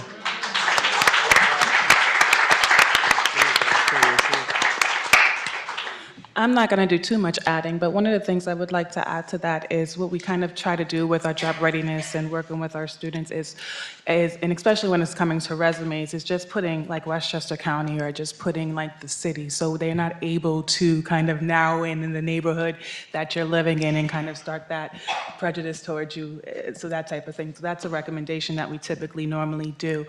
Just to go forward and move on with the questions, what kinds of work or training opportunities do you wish were available to young people or young people coming home? When you mean come home, you mean like come home from jail? Coming home from jail. All right. First, I just want to say this. To keep young people out of jail for even like preventing this question, I feel like we need more hands-on people outside. Like I'm going off from what I learned from me. Like I'm not gonna say it like as if I'm like a whole recreated person. I'm still going through life. I still gotta build up to fix myself. But as a kid, if we had more hands-on people like outside with us and like, yo, this is not right. Like if you go to where I'm from, when I'm being real, when certain things happen, it's glorified, right? Like let's say you hear someone get shot, that shit is glorified, like glorified. Like you look at the person that did it, like yeah, he that man. It need to be people out here like, no, you're wildin'. Like y'all need to tell them like, nah, you're bugging. Feel me? You need to have people out here like, that really speak to the youth. I feel like if we had more people that speak to the youth, it'll be more or less of, oh, this young brother going to jail. Like, you see so many of my friends are in jail right now because like they couldn't control their emotions. I feel like if they had another man, a male figure to speak to in their life, it would be a lot more different. So I feel like more opportunities, training opportunities, they need like more therapists and like emotional control opportunities, like programs and stuff like that.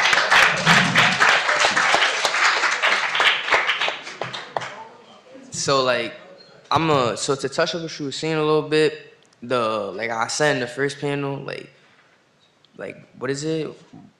Your emotions and everything matters. Like when it comes down to like the therapists and stuff that you was talking about, a lot of the youth, they think that's like weird. Like they don't like, cause that's how I thought. I thought talking to a therapist was a little weird. Like I didn't want to do that. Like I was like, nah, I don't need to talk to no therapist. I'm sturdy, but I should really work. Ooh, my fault, but It's a safe space. it slipped, but it really worked, bro. So I feel like a lot of the youth really need to like stay on that. Like that really works. But to answer the question, I feel like whoever's in jail and they coming out, I just want it to be options for them. Like a lot of options. Like we have options, and when you graduate, but I just want options. So when they come out, it's not like two things, and you just gotta be like, damn, bro, I don't see myself doing none of this. I want someone to come out of jail and have a hella options of what they want to do. What do they want to do as a job? I don't want it to just be like, there's only 3 things I could do and I'm not interested, because that puts the person, when you come home from jail, first of all, you leave with trauma, a lot of trauma. I know a lot of people that come out of jail and have so much trauma, and now they're coming out and they only have 3 options to work. Like that demotivates them. That makes them not want to do anything. But if you coming out of jail and you got like hella options, you like, shit, I want to do 3 of these jobs. I don't just want to do one. I want them to come out with like that. They want to feel them uplifted. That's a good word. I want them to come out feeling uplifted. Can I say something before you say something? Yo, I want to say one more thing. I feel like in the generation we have now, I feel like not a lot of people think a 9 to 5 is okay. Like not a lot of kids our age, they don't think like, oh, a 9 to 5 is not gonna do good for me, or it's not gonna uphold my lifestyle I want. Nigga, a 9 to 5 is great for you. A 9 to 5 is gonna keep some bread in your pocket. You're not on the streets doing what you gotta do. Honestly.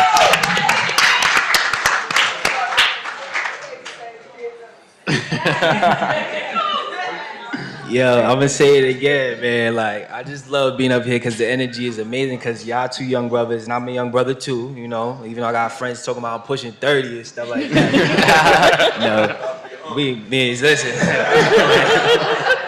I am an uncle, but you know. But for real though, like, I'm proud of y'all because y'all up here doing something different. I remember, you know, like I said, this is like. I don't want to get off topic, but it's going to segue into what I'm talking about. It's like, because it's not a courtroom full of people waiting for you to get indicted. This is somebody, you know, this is a support system right here where this is going to change your life and build you to who you need to be because you're already 10 steps ahead of your time. You know, people tell me that all the time when I speak to my mentors and certain people, but it's about your mindset and you're already in the right spaces where you're growing yourself at, you understand?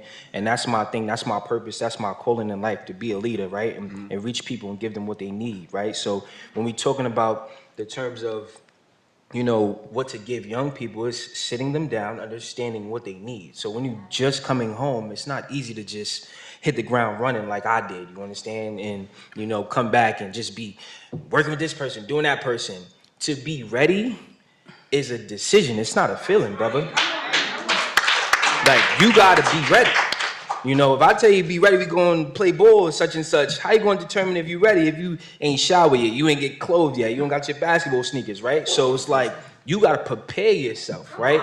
So that you can be the best version of yourself to do that. And so when you first come home, like speaking somebody that, you know, been formerly incarcerated and come home is like, wow, like, what am I gonna do? And I knew that if I kept doing everything that I always did, I'm always gonna get what I always got. So, you know, I had to change something different. And at first it's uncomfortable, right? You're like, oh, I don't really know about this, you know, like, I don't really wanna do this. But I promise you, it's gonna bring you to bigger rooms like this. It's gonna bring you to opportunities where your head is spinning like, yo, I'm in Albany with so many officials and doing stuff. Let me ask you a question. This is a great. I feel like this is a great question because like I feel like what people don't understand, like when you in jail, it's like people gotta understand that mental issues is a real thing, right? So when you in jail, imagine how you feel when you inside of a jail cell. You're sitting inside of a jail cell by yourself, well not by yourself. Sometimes you with people, but you're sitting in a box, controlled by whoever. Feel me? You get to eat at this time, you go to sleep at this time, the lights turn on at this time. So imagine you leaving the jailhouse. And you on that same type of schedule, and you still in the same jailhouse mode, because we all know how Rikers is and jails is. It get crazy in there, feel me? So you on go mode, on protective mode. Because I'm not gonna act like I did years in prison, feel me? I did a week and a half. I did not like it. Feel me? I did not like it.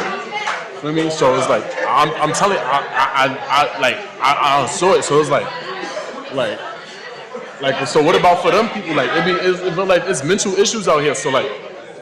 Imagine for that, like people with mental issues trying to get jobs and stuff, and people looking at them like, oh, this man is always going crazy. So why don't you get this man some type of help?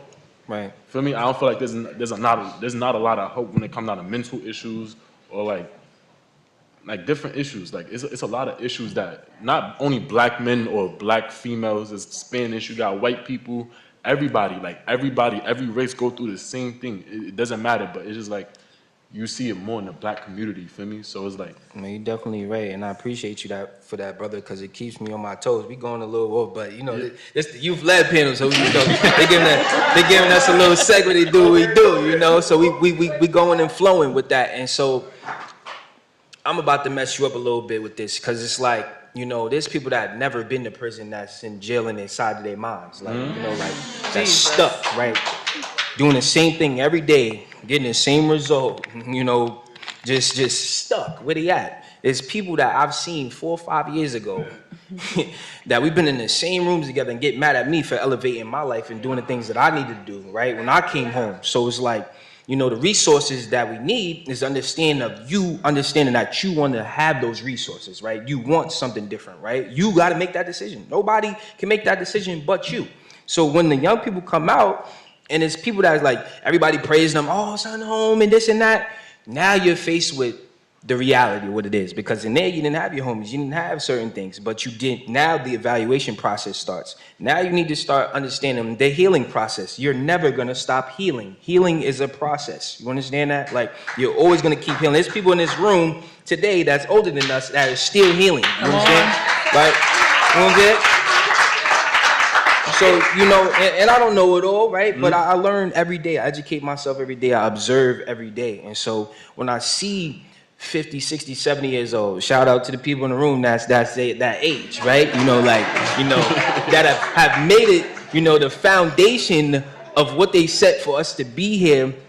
Understand that putting us in charge is the innovation that's going to keep this cycle going, right? They need to not be afraid to move out the way and mold us. You understand? Because there's nobody that can reach me better than me when I see you outside doing what you're doing. You see an older head, you're like, OG, I don't know what you're talking about. You did this and that. I'm telling you, I'm on 5 years probation right now, and I'm working alongside probation. I got to check in with my probation officer, but I'm still mentoring people on probation. You be like, what's going on? Like, how does that work? I got to sit you down and let you understand that it's possible. You understand? And so when you see me in positions like this, it's just the beginning, right? This is the revolving door. This is the revolving door that we want, right? So when this is all said and done and I go post on social media, people are seeing in my community and people that I know, they like, yo, you doing big things. I've been seeing this. There's people that came home recently and hit me like, yo, I want to do what you're doing. Okay, I'll see. 2-3 weeks later, never hit me back. Never. You can't want it more than somebody want it for you. You gotta want it, bro. You gotta want it. And so to the point of giving them what they need, the resources and what young people need for opportunities, like I said before, you got to be that opportunity that you're waiting on. You can't wait for it, brother. You got to do it. So it's like it starts with conversations like these and understanding that what happened to you happened for you, brother. Your story is your story. You got to keep writing it. You got to keep writing it. And you got to be okay with what happened to you and let it go, let it go, let God and let it go. Give it to God, you understand? And I don't know your journey and your higher power and certain things like that, but you get a relationship with him, brother. There's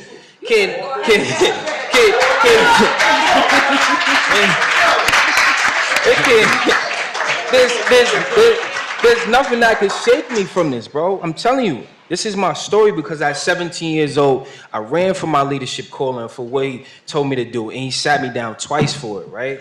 And everything that happened to me that years ago and I prayed for is happening for me right now. I'm telling you in real time, bro, he's real. You understand? Understand what your purpose and your calling is and operate in it, because that's when everything will come through. You can be like, yo, you was talking right, you was doing this and that. But listen, don't big up me. Big up yourself, because you came a very long way. There's people that I know that's your age that's never coming home, brother. Never coming home. I had to write court letters for people. There's people that I went to school with, played basketball with, party with, that made one wrong decision and now them jail cells closed forever and they're never coming home. You got to determine what you do from now on. And I'm here for you, both of y'all. I'm here for you, understand? More mentors. You can't do it alone, brother. Nah, yeah. You need more mentors. And that's the key to this, man. For real. I'm sorry. It's good. I'm over here just listening. This is a really good conversation, and I love the way the spirit is moving. So the next question. Well, before I go to the next question, if you're considered an uncle, what am I? Oh, Auntie? All right.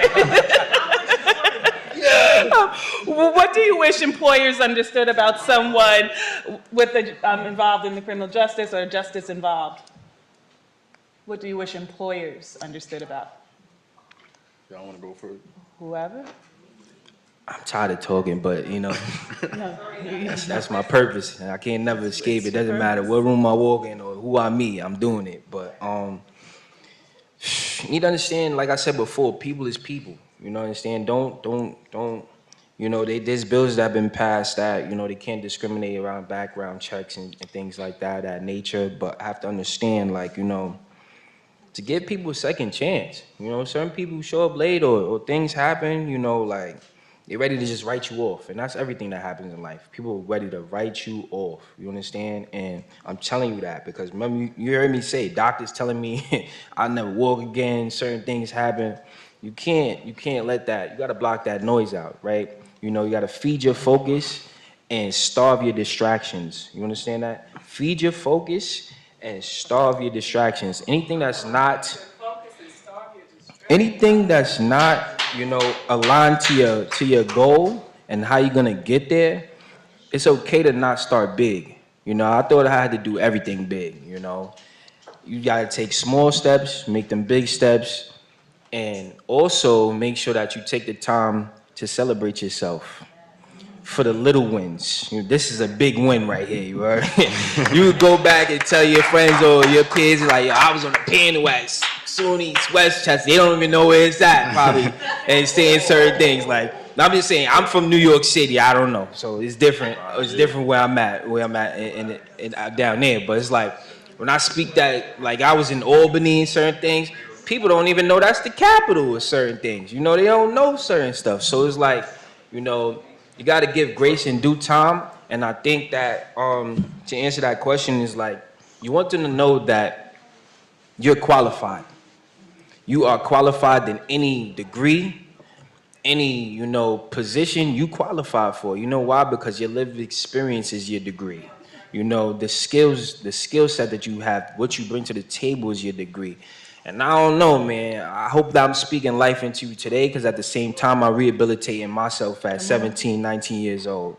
And just, you know, just keeping this a thing that needs to be something that's just, let's go on a college tour with this. You understand? Like, that's what I want to see. I want to see, you see how y'all excited about that? Like, that's what it's about, man. Like, people not going to understand your vision, but you got to be okay with it. You understand? Like, it's just like, that's what it is, man. You know, like, hiring somebody as justice involved, it's still people too. You know, you just made a mistake, but those mistakes don't define who you are. You understand? And that's what you need to understand. That's what the employees need to understand. Does anybody else want to respond? All right. One thing you will wish your employees will understand that everybody's a human, but you gotta really think about it in reality. I tell all the people that go through the same thing as me, like that got charges and stuff, no matter what, let's say you work in a job, you got someone that's had no charges, they newly hired, you're newly hired, and y'all get into an argument. No matter what, if you start screaming and you start going off, you're gonna look like the aggressor no matter what, because you don't been through things, you don't been to jail, you already label a statistic that you're a violent person just because you've been behind cells. So you like, once you come out of job, like that's what I'm saying, like we need more like emotional control, like programs and stuff, because it comes to stuff like that. Because people, when you come from jail, you gotta understand, you already on go mode. So it's like you're gonna be on go with everybody. Why not? Feel me? Like if I go work a job and I'm working with these people every day, and this one person keep playing with me, and I knock this nigga head off, they're gonna look at me like, yeah, this person, he's known for attacking people, he's known for violent stuff, and he has history of doing violent stuff. Terminated. And the person I knocked the head off, they're not gonna look about what they did in the past. They're not gonna care about what they did to trigger me or set me off. Feel me? So it's like I always say to people, no matter what you do, gang, keep calm and just keep your control. That's me. You can't wish for nobody to understand you, because nobody's really good. Like, I'm be real with you, they never, like, nobody's gonna really understand you. You can only understand you. So what you do is only gonna reflect, like, whatever you do is only gonna mess with you in your life. It's not gonna mess with nobody else. It's only gonna mess with your life. So you really only got like control over what you do. You can't wish for anybody to understand you. You gotta understand yourself.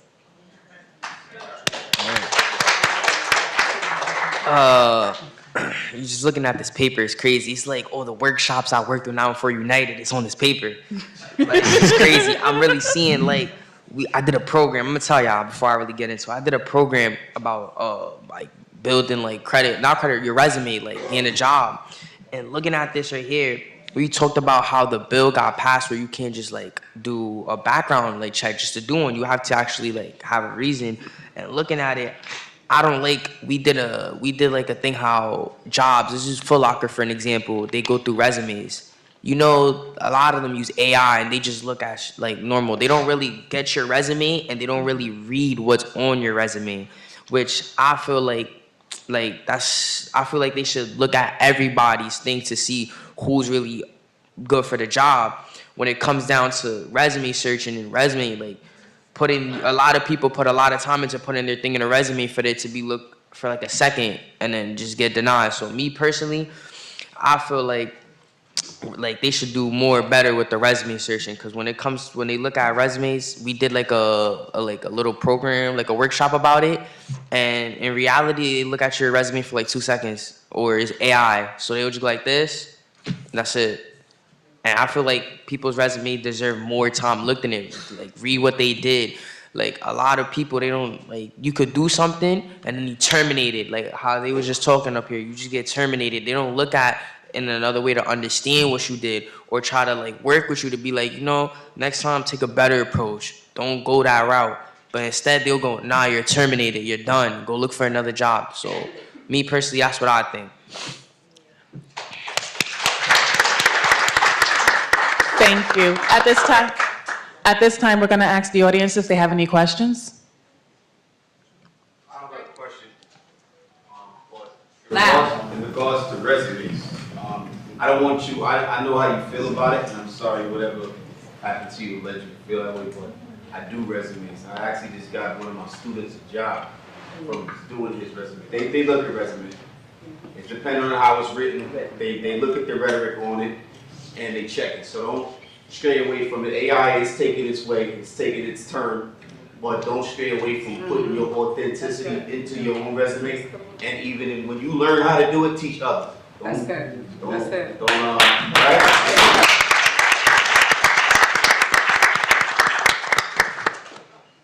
Yeah. Something like, I know a lot of people were saying, oh, if there were more counselors and more mental health system, but this country is very broken, especially when it comes to mental health. You have to take the onus on yourself. And their goal is to keep those prisons full. So you can't rely on the same system that's relying on filling those prisons to not fill those. So what are we paying taxes for? Honestly, like I'm being real. Like they putting so much money into jails and stuff, but they can't put money into helping young people with counseling and emotional control and keeping young people out of jail.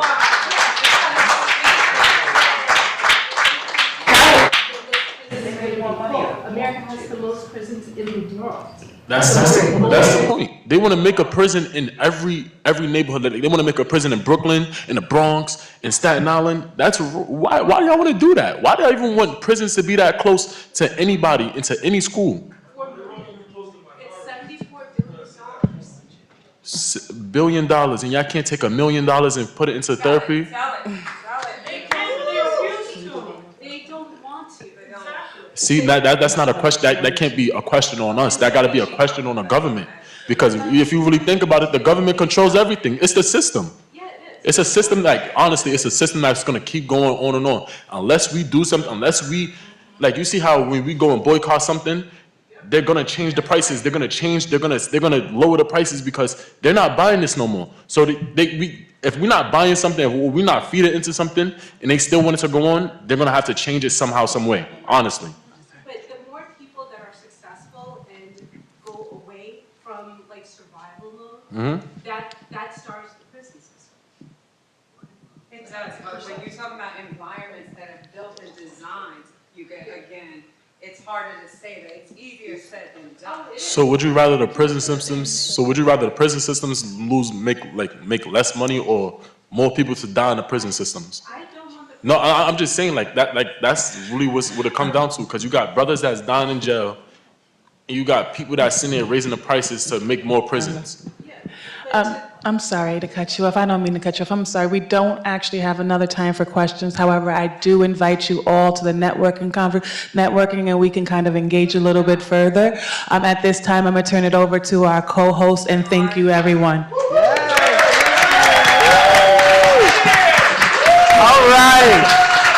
That was so good, y'all. That was really, really good. So let's keep the energy going before we transition to our next panel. I do want to bring the mayor of the city of Mount Vernon to the stage. Let's give it up for Mayor Sean Patterson Howard. For some opening remarks, she's going to do them from over there. Okay, we can bring you a mic. I was just going to stay down there. I want to say this to y'all. I want to say this to you and be real clear. The system is the system, and the system's going to be the system. You got to know the rules, play by the rules to an extent, break the rules, rewrite the game, rewrite the narrative, and do what you do. So I'm not standing here today just as mayor, but I'm standing here remembering in 10th grade that I failed 4 major subjects. Remembering that if I was in school now, I would be eligible for an IEP and a 504, because I'm dyslexic and I have processing speed. Remembering that I had a guidance counselor that told me not to go to Howard, told me I might need to go to junior college first because I wasn't disciplined enough, right? And I had to overcome a lot. And I remember my teachers telling my mother that I didn't need help. I just needed to become more focused. And my mother not having an understanding of what I was going through, because 40 years ago, nobody was talking about dyslexia, right? So, and I had to live with that guilt and that shame and that lack of self-esteem for a long time, and hanging out in the band room, drinking my 40s, chilling with my friends, cutting. I just showed my man right there, my transcript, right? I got a 30 in one of my classes, because when you cut class that way back in Mount Vernon High School, they gave you a 30. I had a 30 for the year. I had a 52 and something else, a 60-something. I'm saying to say all of that is where we start doesn't have to be where we end, right? And where you start does not have to be where you end. And I was able to go to college. I graduated summa cum laude. I got married at 19, not because that was what I planned on doing. That's what ended up happening, and it worked for me, right? It made me get focused. It made me get disciplined. It made me get on my grind. I didn't have time for the drama and for the games. I got pregnant at 16. I made the decision to have an abortion, right? But that was the decision for me. Right? So I want you to know that regardless of where you find yourself, that nobody can tell your truth like you could tell your truth. And we don't have to be ashamed. People's like, the man sitting here talking about she failed 4 classes. Yes, I did. I got pregnant at 16. Yes. I got abortion, during summer school in 10th grade. I mean, I'm not proud of it, but I'm not ashamed of it either, because it all shaped who I was, right? And so we have to be the adults who, when the young people come to us, don't sit there and hide what your struggle was, because they need to understand, right? It's not about impressing people, it's about leaving a lasting impression upon them. And so it's not always having them look at you and saying, oh my God, you're here. No, say, but I was there. And I'm here now because people took time, because people were authentic with me, because people didn't just tell me about how they shine, they told me about how they pushed through dark times, right? And so when you're talking about therapy, I had my therapy appointment at 9 o'clock this morning, and I'm never gonna miss therapy appointment again, even though I'm a minister and I'm a social worker, right? Those were the things I was like, oh, I don't need no therapy, I'm a therapist and I'm a minister, right? But I need it because we have pressure, and I had to learn, the biggest thing that I have to learn for myself, and I have to learn it over and over again, is to give myself grace. Give yourself grace. We have a hard time doing it. Nobody's harder on us than we are on ourselves, and we will disqualify ourselves over and over for the blessings that God is trying to give us, because all we can say is, oh, but you don't know how much I messed up. You don't know what I did, and then I didn't show up. The other thing is, give yourself the opportunity for options. It's National Fire Prevention Week. We had open house yesterday. I had like 10 little young guys come after school, and they got some free hot dogs and hamburgers. And they were in 11th grade, and I said, are any of y'all interested in becoming firemen? They're like, nah, I'm gonna do music. No, I'm gonna do ball. No, I'm gonna do this. No, I'm gonna do that. My firefighters make, within 5 years, they're making over $110,000 salary. right? They don't have to have a college degree. 110 salary. You know how many days they work a week? 2. They work 2 days a week, 24-hour days, and those other 5 days they are running their own companies, electric, carpentry, and all of that stuff. So they're making maybe 150. Yeah, you trying to get in there. Young black men making $150,000 a year with some salary and overtime on their A job, but on their B job where they're entrepreneurs because they have those other 5 days that they can either work more overtime or that they can do another pursuit. Do it. They're going back and getting degrees, and then when they're ready to retire, I'm looking at people retiring at like 45, 50, and they went back to school and got a degree while they was working those jobs. And this is the last thing. Like you said, nobody's gonna work harder than you're gonna work for yourself. So, like, get out of the studio in the basement a few hours a day. Get off the video games, sometimes a few hours a day, and go volunteer. Because you're not making money in the basement, and you're not always making money in the studio. But when you show up and do a cleanup in the community, I'ma find a way to put you on the back of a truck, right, to do DPW, right? Because people are like, oh, give me a job. I'm like, show up and volunteer a little bit. Well, I ain't gonna make no money. You ain't making no money in the basement, right? I'm like, real talk. You're not getting paid in the basement either, and that's no judging, and to an extent it is, but I promise you, right? I promise you, when you invest in yourself, when you believe in yourself, when you don't just turn up, but you show up, somebody's gonna find a way to help you blow up. And that's the best investment you can make is in yourself. We are here, we are hearing, yes, the school to prison pipeline is real, the prison industrial complex is real, but also your passion, right? Your drive, your grind, your dedication has to be realer than all of that. And there are opportunities that are available and that are ready to await you if you do what you got to do and you stay on your grind. You're going to have obstacles. We all got obstacles, and emotional intelligence is important because I told my staff, Taj, I told my inner team yesterday, I said for the last month I've been struggling because daily I want to hit people in their throat and cuss them out, right? And I know I had to pull back a little bit, right? But we still struggle with that as adults. So do what y'all do. Thank you, Youth Shelter. I see brave hearts out here. John Jay, everybody. Let's get it done. And John, that first panel, you was leaning forward. The second panel is they kind of was dropping their gems. I saw you almost physically shrink back. Don't shrink back. You new at this table, but you at this table. So stand up. You supposed to be here. And then you're going to be sitting over there, and you're going to have a new John sitting here, and you're going to raise them up. So don't shrink back, baby.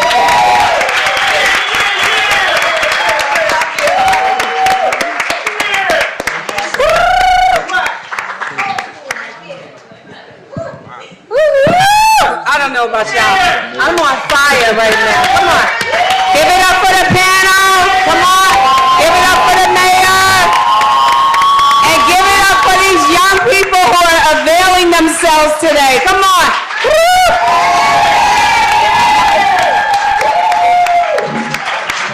We're not done yet, though. I'm about to turn it over to this fine-looking gentleman that's to my left. Okay, he came styling. Greg, go over here for a minute, Greg. Look at him with his fine self. Got his little farmer jacket on. He going hunting. He look good, though. He look good. He look real good. And he's styling and profiling. So I'm going to turn it over to Greg. We're going to switch to panel 3. He's going to introduce. I want to thank y'all again for just staying in this space with us, all right? Don't leave yet. We're not done yet, okay? Come on, Fine. Well, it's been a good day, y'all. It's been a good day. It's getting better, getting better. When work works, it builds confidence, dignity, and direction. Every paycheck, every training, every second chance. That's what real prevention look like. And to lead in on topic 3, heal the whole person. Our final discussion, heal the whole person, brings us full circle. Justice doesn't end when someone leaves a program. It continues through healing. Healing-centered justice means addressing trauma, mental health, community wellness as part of the process. True healing is a collective. It's what happens when community, family, and support systems come together to remind people of their worth. So with no further ado, let me introduce the next panel. Please come up, guys.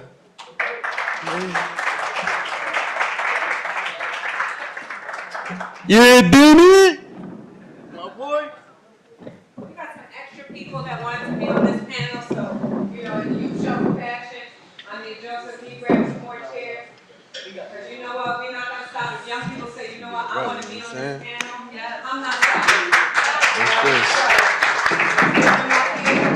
want to be up here, they want to share their heart and their stories, we're gonna make it happen. All right? And give it up for Gomez, all right? Yeah, I guess so.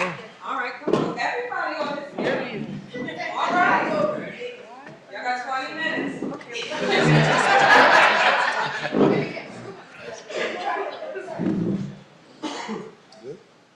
Hello, everyone. Y'all can hear me? I need this mic? All right. Okay, we streaming. My name is Daniel Gomez. I'm the outreach coordinator for 914 United. I'm from Yonkers, born and raised, Moffett Gardens. I'm the proud father of 4, 3 boys and 1 girl. Yeah. And I'm officially a published author, so that's who I am. I'm gonna lead this panel discussion. Topic 3, heal the whole person, mental health, healing, mentoring, and support services. The first question we have is, when you hear the word healing, what does it mean to you personally? Anyone can start.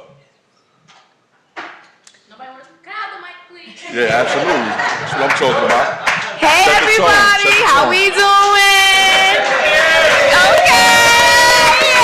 But anyway, so in my opinion, I'm only 19. So when I hear the word healing, I feel like it's my inner child healing from when my parents didn't do what they had to do.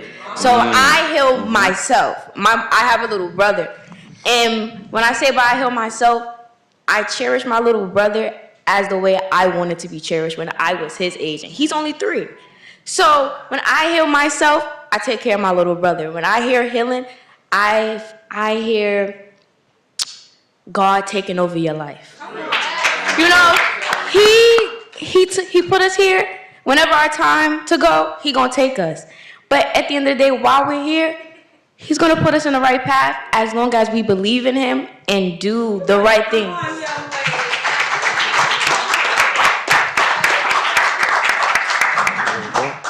How y'all doing? Good afternoon, kings and queens. I hope everybody doing good. Healing to me, I feel like it's that inner work when nobody's looking. You know, I feel like them dark times either make it or break it. You feel me? And I notice a lot. It's about what you're going through when you're trying to reach out to somebody and there's nobody there. You know, when you're looking around and ain't nobody there but you in the 4 walls. I feel like certain things that happen to you, like it's been said many times on this panel, is for a reason. And I feel like sometimes when there ain't nobody there, you just look up and there's somebody always there. There ain't nothing else to be looking for but what's inside. And sometimes it might sound crazy what I'm gonna say, but that inner voice in your head, it's the God and it's the devil. The good and bad, they come together. It's like a swirling motion, and it's like I like to use this terminology. It's like a jet. You gotta keep flying, you gotta keep going. It don't never stop. So just as much as you spiral down, you can spiral right back up. Come on. When you're at that rock bottom, there's no other way but to look up. So that's the only way, and that's why I feel like healing is that dark place inside when you have nobody to look for. Absolutely, love that. Patrick, you want to cook because you took culinary classes. You took culinary classes not to just cook in the kitchen, but you cooking in all areas. There we go. Come on. I appreciate y'all, man. You know, it's amazing. You know, I've been on many platforms and been blessed to have my voice inspire and motivate people. So, you know, I don't take it for granted when I come in rooms and somebody's leave blessed by my story and what I say to them.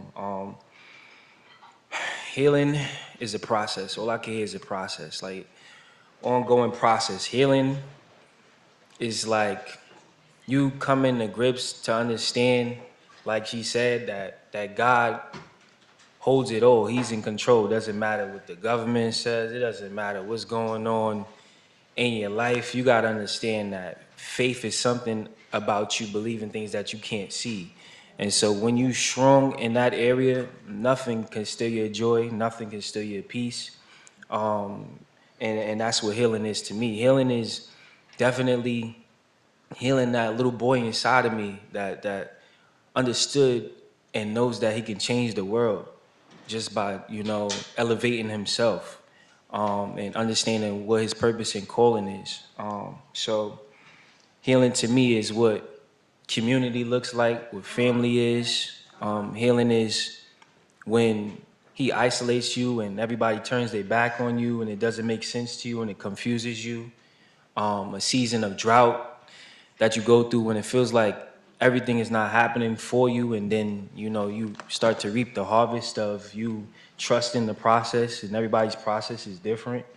And that's what healing is to me.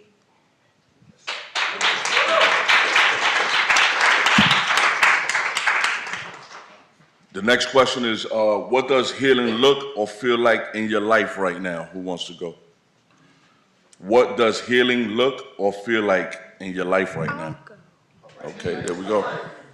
I think healing is finding a sense of serenity, a sense of peace. And right now that looks for me just getting right back on track, going back to school, finding another job outside of working for the youth shelter. As much as I love working here, we need the money. Right. But it's just finding that level ground, not being on such a roller coaster anymore, just finding a simple path, one that I can walk on and not feel like I'm walking on eggshells all the time.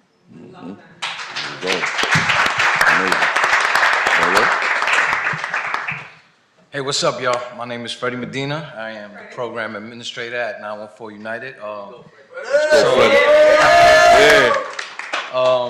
So what does healing mean to me right now? I guess it's being okay with myself. That's the best way I could put it in a nutshell. I'm still healing from a lot of trauma.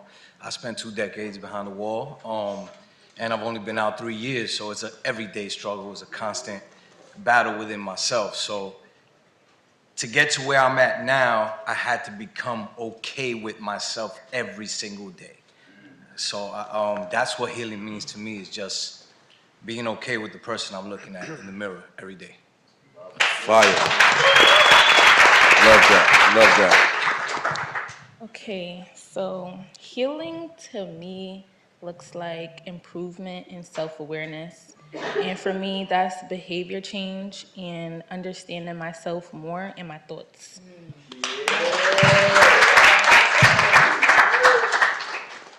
I feel like I'm gonna end it off like this, if anybody else got something to say.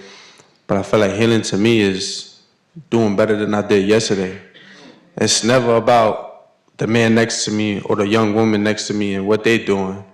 God bless them in their journey, but I never look at anybody above or below, because it's like either I've been there before or I'm getting there. So it's not really about what I did 2 years ago. Like this young man right here, 5 years ago, he's not who he is today. But it's really about, you gotta look back at what you did yesterday and say, am I doing something better or am I doing something different? And if your question is, the answer to your question is no, you gotta change up your schedule, bro. Or young ladies. And that's it. That's what's up, I love that. This one? You wanna go, Patrick, or you straight? All right, he cooked the whole steak and everything else. Was there a person, mentor, or moment that helped you begin your healing journey? Absolutely. I'm sorry. My mentor in life is definitely my adoptive mom. Like, oh my God. If God did not bless me with this lady when he did, I don't know where I would be. Honestly, like, I could honestly say that, like, I'm 19. If I didn't find my adoptive mom, I'll be just like majority of these young ladies out here, pregnant, looking for the baby father, no job, didn't finish school, or none of that. I'm still in school. I got my own job, make my own money. I don't ask nobody for nothing. Love that. Anybody else? Question 3? Okay. So along my journey, I had a couple of mentors, but right now in the present, I guess my team, the people I surround myself with every day are like mentors to me. We lift each other up, and that's what counts right now. So, yeah. Love that. We're gonna move on to the next question if everybody good, right? What kind of support has made a difference in your life? Emotional, mental, or practical?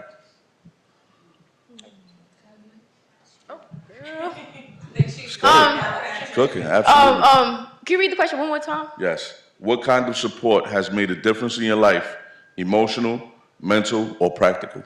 I'll say definitely emotional with the support of, how do I say this? Like, the people that helped me when I was in foster care, those was like the most supportive people I ever met in my life. My social workers, yes, them. And they didn't even know me for real. They just looking like, girl, we need to get you out of here. I'm like, so you're not gonna help me?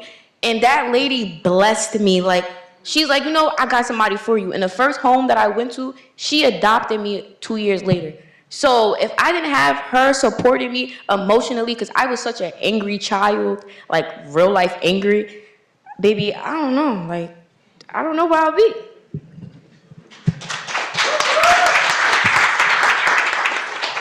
I felt like someone who supported me through everything, not just emotionally, physically, financially, when they could, was my grandma.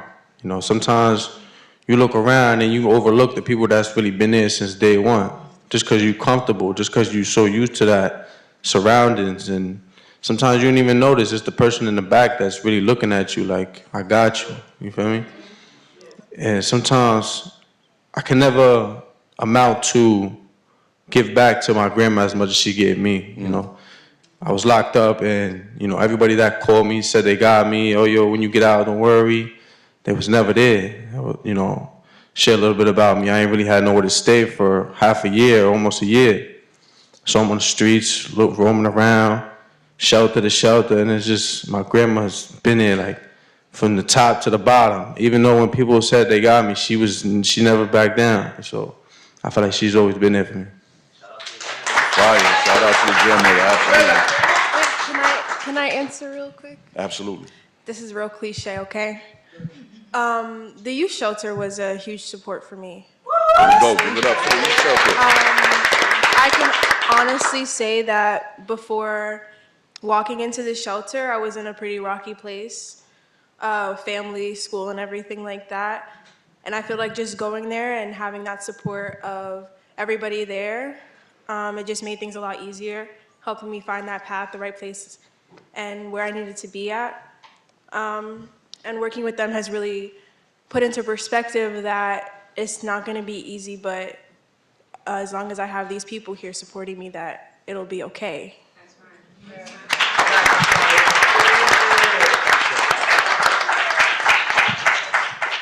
I had to get everybody else a turn to get used to what's going on, but that's what it's about, that's what it's about, that's how you become more inclined to know that this is what you're supposed to be doing and tell your truth in your story. For me, it's my mom. My mom is so important to me, man. Like, I wouldn't be the man that I am today without my mother teaching me how strongly she taught me, to live in a world that's so corrupted and chaotic and things going on. It's like, she was my rock and still is, you understand? And sometimes when you lose people, you gotta understand that there's doors they couldn't open up down here that they could open up there. And so I had to learn that and accept that, and that's like the whole healing process for me. I thank her every day for, like, even the little things, that I'm able to bless somebody's life from the words that, God places on my heart to speak, because that's the only words that I speak, in due time. And it's like, as a young father now, I'm grateful for it, because I get to teach my son how to grow up in the world, you know, and give him these skills so that, God forbid, when I'm not here, he'll be able to live on and remember what his pops told him and to do certain things. So, you know, for me, that definitely is my mom. And shout out to my mentors, man. I love my mentors. I got so many mentors that like are so proud of the things that I'm doing and, you know, just keeping them on their feet, you know, because there's certain things I post on Instagram. They like, yo, you don't be doing that, you know, like you gotta be careful what you do because, you know, you a different person now. You mean certain things to certain people. And so, you know, I can't walk where everybody goes. I can't go where everybody is going because I got this divine calling on my life for me to just, you know, operate my purpose and my calling. So it's like, you know, that's what it is for me, you know, and God, you know, definitely God. Like I can't forget about him, you know. He done did so much. That's the GOAT for real. Like you like continues to open doors when doors close and give you the keys to open up other doors that been closed. You understand? So, you know, that's what it's about for me. Thank you.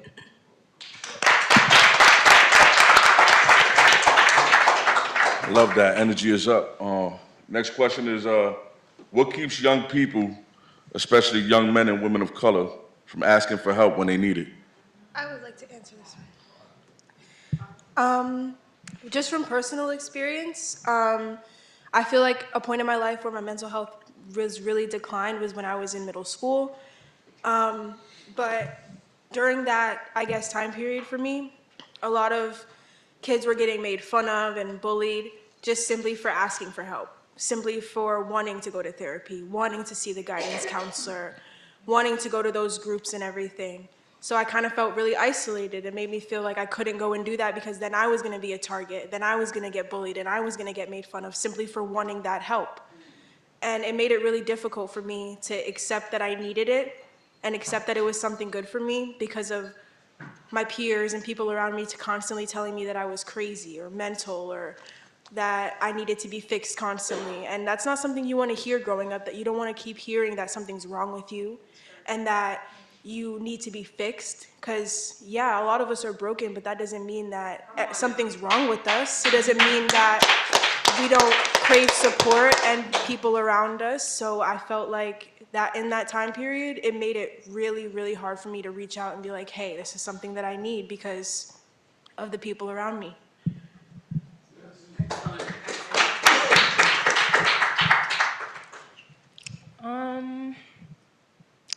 A lot of times we see asking for help as weakness is because we're often told or expected to handle things on our own, or like we're told to figure things out by ourselves. And you know, that's all I have to say right now. Wait, let me elaborate. You want to go? You can go. I just feel like us being judged by people is another reason why we don't speak up. Like, people are so judgmental nowadays. Even though we're in high school, college, or whatever, people are still judgmental. Like, I can't be depressed without you judging me. I gotta be cool like you, cause no. So we just be scared. What was the question again? Question is, what keeps young people, especially young men and women of color, from asking for help when they need it? So, as a mentor in the field, I think it's the fact that they don't know how to ask for help. And that's what I'm hearing from you three. Like, it's just difficult for them to ask for help because of all these other circumstances, variables, things that are like pressuring them the other way. But I think it's also a burden on us as mentors or as people that have been there, done that, lived experience, however you want to call it, to teach them how to ask for help and be open and know how to be receptive to that, because that's also a barrier that young people don't want to ask for help because they think we're going to be like, nah, like we're going to judge or we're going to tell them like what they're doing is wrong. And we got to understand that there's a different dynamic there that they need to understand how to ask for help. If that makes sense. If I can just go into depth on what she was saying, I can like fully agree on the whole, like they're telling us to figure it out. Like they're expecting us to be like to know like exactly what to do, exactly how to act every single circumstance. At least that's how my mom was, telling me to figure it out. You got this, handle it, do it yourself. I can't do it myself. I've never done this before. I've never been in this circumstance before. This is my first time in life too. You understand? Like you hear what I'm saying? Like you're expecting me to act one way. And there's so many other obstacles, so many other things in my face telling me that that's not the way I should be going. So you're telling me to figure it out, and now I'm figuring it out, and you're getting upset at me for figuring it out the way that I needed to. So I can't come to you for help now, because when I came to you for help, you told me to figure it out, so that's exactly what I'm gonna do. I'm gonna figure it out.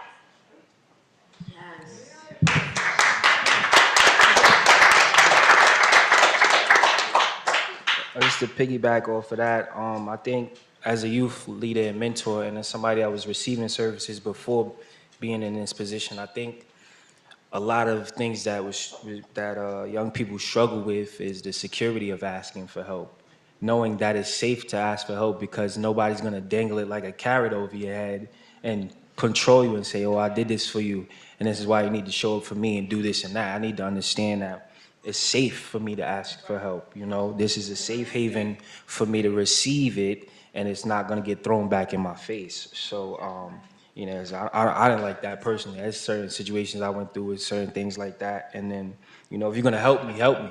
Don't help to hinder me. You understand? And then, you know, one thing I learned, I'm sorry, go off on a tangent, like when you start to manage expectations of people, you stop frustrating yourself.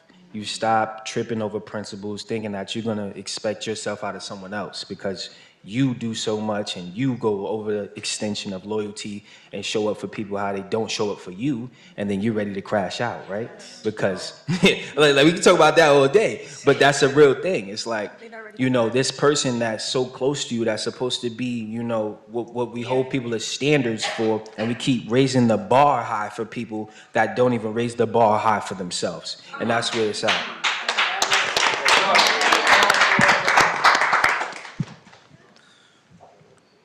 Patrick, man, it is unbelievable. Are you even real, bro? Like, yo, beast, B.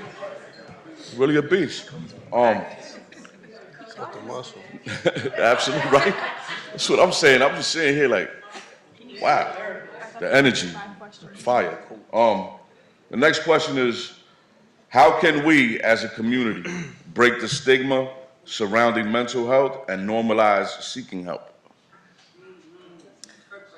I'll go again. I think just providing more resources, more communities for young people and youth to come together and be able to talk about these things. It's very hard now to find places where you can just go and speak your mind and not get penalized or judged for it. So I think just having a bigger community, more open spaces where youth and mentors can come together and talk about these things would be really, really helpful. I feel like reaching out or somehow, I don't know what that was, somehow, some way getting in contact with the people that still don't believe in that you're there for them, or like somehow, some way getting in touch, making sure they're okay, or, you know, for instance, basically all I'm saying is keep filling up that cup and sooner or later it's gonna overflow. You know what I mean? And sometimes people don't believe that you're really there for them. People, like he said, people think that, oh, you just gonna help me just so I could say you helped me. Or, you know, sometimes with young men, it's a lot of ego and pride coming into helping.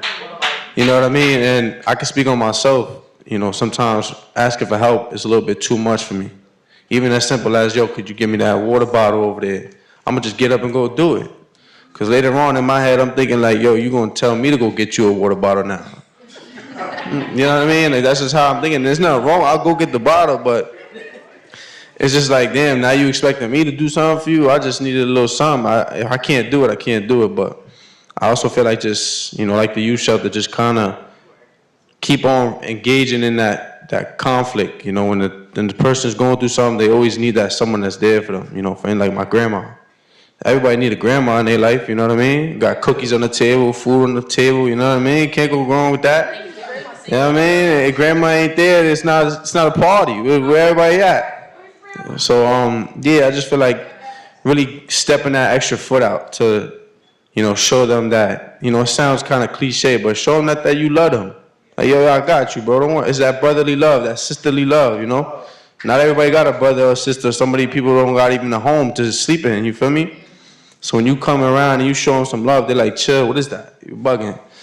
But keep doing that for a year straight, I promise you they're going to be right there at this table where everybody else is here. And that's all I got to say.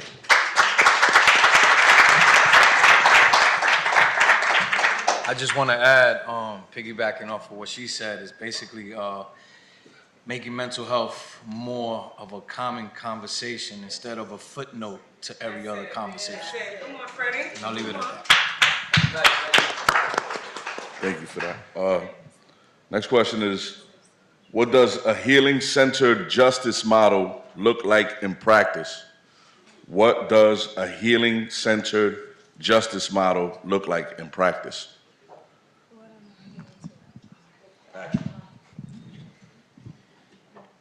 I've been to quite a few of them. There's no orthodox way. I feel like right now what we're doing is like a healing circle. Everybody's just being vulnerable enough to be comfortable enough to be vulnerable, to tell their stories and the things that they've been through and not be able to be judged behind it. But the biggest thing is to understand, I know you said resources, but identifying what those resources are that you need and providing coping mechanisms behind it for you to receive the resources.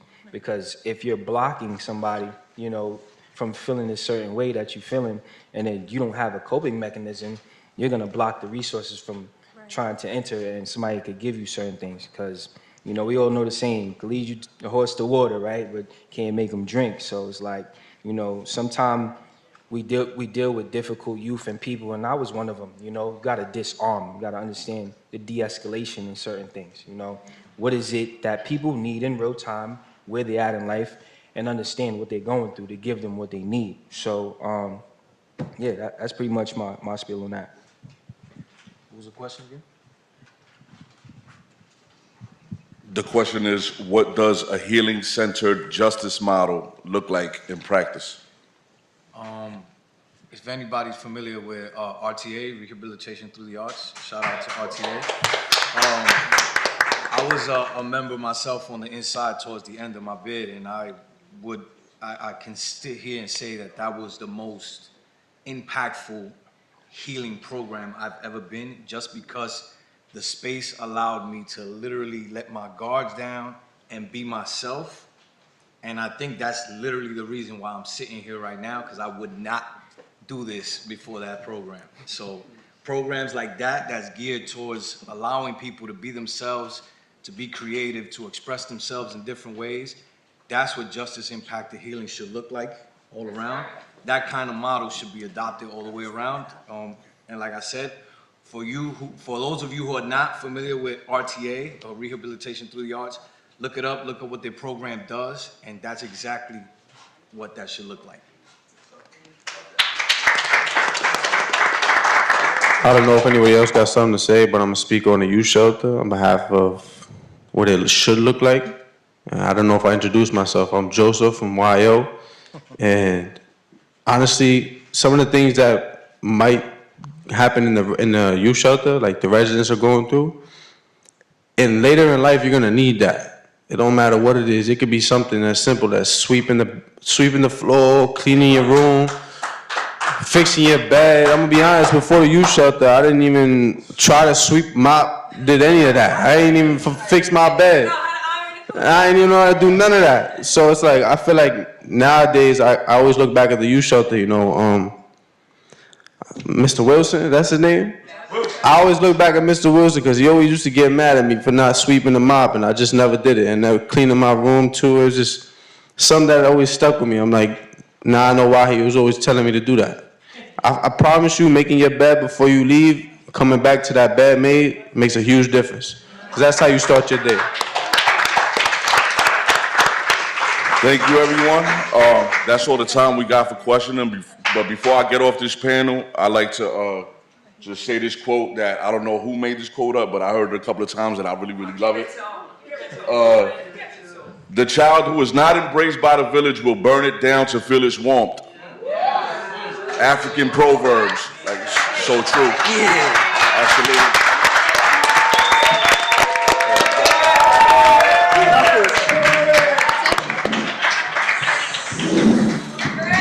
But it is lessful day. Look at me now. Well, they said I'd never make it to college. But here we are. I'm gonna call Miss Dunn, this lovely lady, to the stage for some closing remarks. Give her a round of applause for her, please. Round of applause, round of applause. Thank you, thank you. We're not closing yet, but the program did not go like the program was supposed to go, okay? You know, this youth shelter fashion. I don't know how 914 does it, but, you know, they like the light-skinned cousins of the youth shelter, the light-skinned cousins. So, you know, they with us on here, and they know we just don't go by script, okay? They know that. But I'm not giving closing remarks because they will give closing remarks. Jonathan Alvarez, even though he's the Ronnie DeVoe of the crew. Come on, come on. Okay, y'all too young for that. But we appreciate them. But I have to stop for a minute because these young men were supposed to be, and you know, because the panelists took over, I want to give them space for if there's anything that they would like to say. Gregory and Louie Lou, or Oreo, is that what you said? You got chocolate in the middle or something? What's going on? Oh, okay, that's all right. Yo, I like it, okay. All right, it's double stuffed? Okay, all right, go ahead. Go ahead. All right. But what I would like to say is let them, if they have a few words that they want to bring, because again, they were supposed to give questions, but yet then the panelists gave questions or whatever happened. And I think that they were instrumental in the planning of this. They were instrumental in the organizing of it. And so if there's anything that just on your heart you want to say, or you just want to, you know, thank everybody, whatever you want to say, I want to give you that opportunity and space to do that, okay? All right? Real quick, I want to thank for everybody for coming out and really appreciate it. I really appreciate it. Y'all giving the youth the opportunity to share their experiences. Sometimes it's not really, sometimes you got to really like let go and let God, you know what I'm saying? Like, I heard the preacher man up there, you know what I'm saying? My father was a preacher, you know what I'm saying? So I resonated with that a little bit. Yeah, word, appreciate it. Oreo? No? Oh, come on. Hey, there you go. Go ahead, walk this way really quickly. Right ahead. I just really want to thank the whole 914 United, all of my mentors, for putting me in the spaces that I never had the opportunity to get put in. Love y'all. That's really all I want to say, and thank you for the opportunity. You got that. So with that, no one leave. All our young people in youth shelter fashion, we're going to give, you know, we got to have the family photos. And there's plenty of food out there that will have food. But before we call up Jonathan's going to be the last voice you hear. I'm going to call up one of our loyal members who is an anchor at the youth shelter who's going to give remarks on our behalf, and that's Mr. Akil Charles. We call him AKA Killer.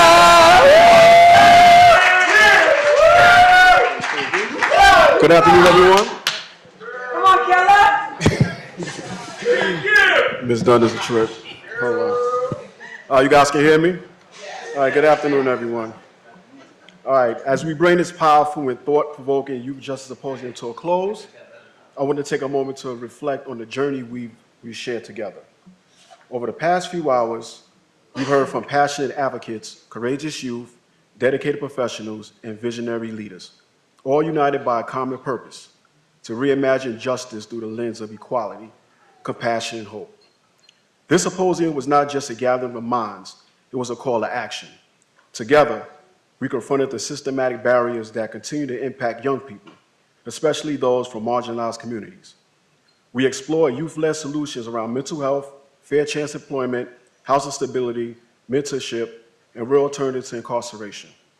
These aren't just policy areas, they are lifelines, and they demand our sustained attention and investment.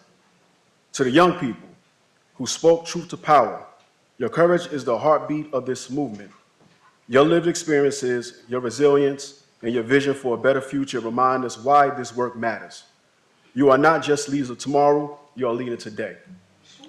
To the educators, social workers, legal professionals, and community organizers, thank you for your tireless commitment. Your work often happens behind the scenes, but its impact is profound. Let the symposium renew your energy and deepen your resolve. And to everyone here, let's not allow these conversations to end when the lights go down. Let's carry them into our classrooms, our courtrooms, boardrooms, and neighborhoods.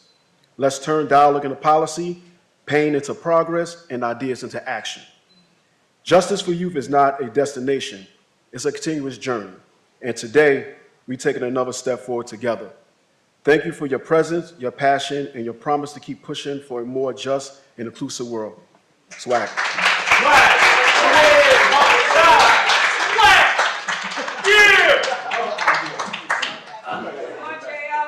Good afternoon, everybody. You already know. To introduce myself to those who don't know me, I'm Jonathan Alvarez. I'm the founder and CEO of 914 United. You know, I really want to give a shout out to Joanne Dunn, the dark-skinned cousin. I want to give a shout out to all the partners and everyone who stood here, right? Who didn't leave. And thank you for making this happen, including us in this event. It definitely was very motivating. The brother Patrick and all of the youth, you just re-motivated me, right? But I really want to give a shout out to the youth. Let's give them a round of applause, please.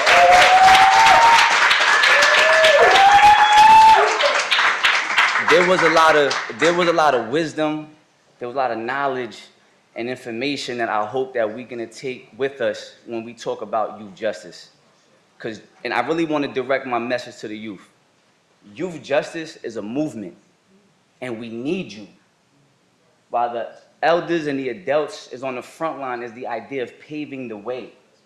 So to the youth, for those that this was your first time, don't make it your last, right? For those who've done this before, please continue. Tap in to the leaders in the room here today. 914 United, Brave Hearts, the Youth Shelter, and everyone else, SUNY College, John Jay, tap in. Because we need your energy, we need your talents, and we need your time. And that's the representation of youth justice. And with that, thank you.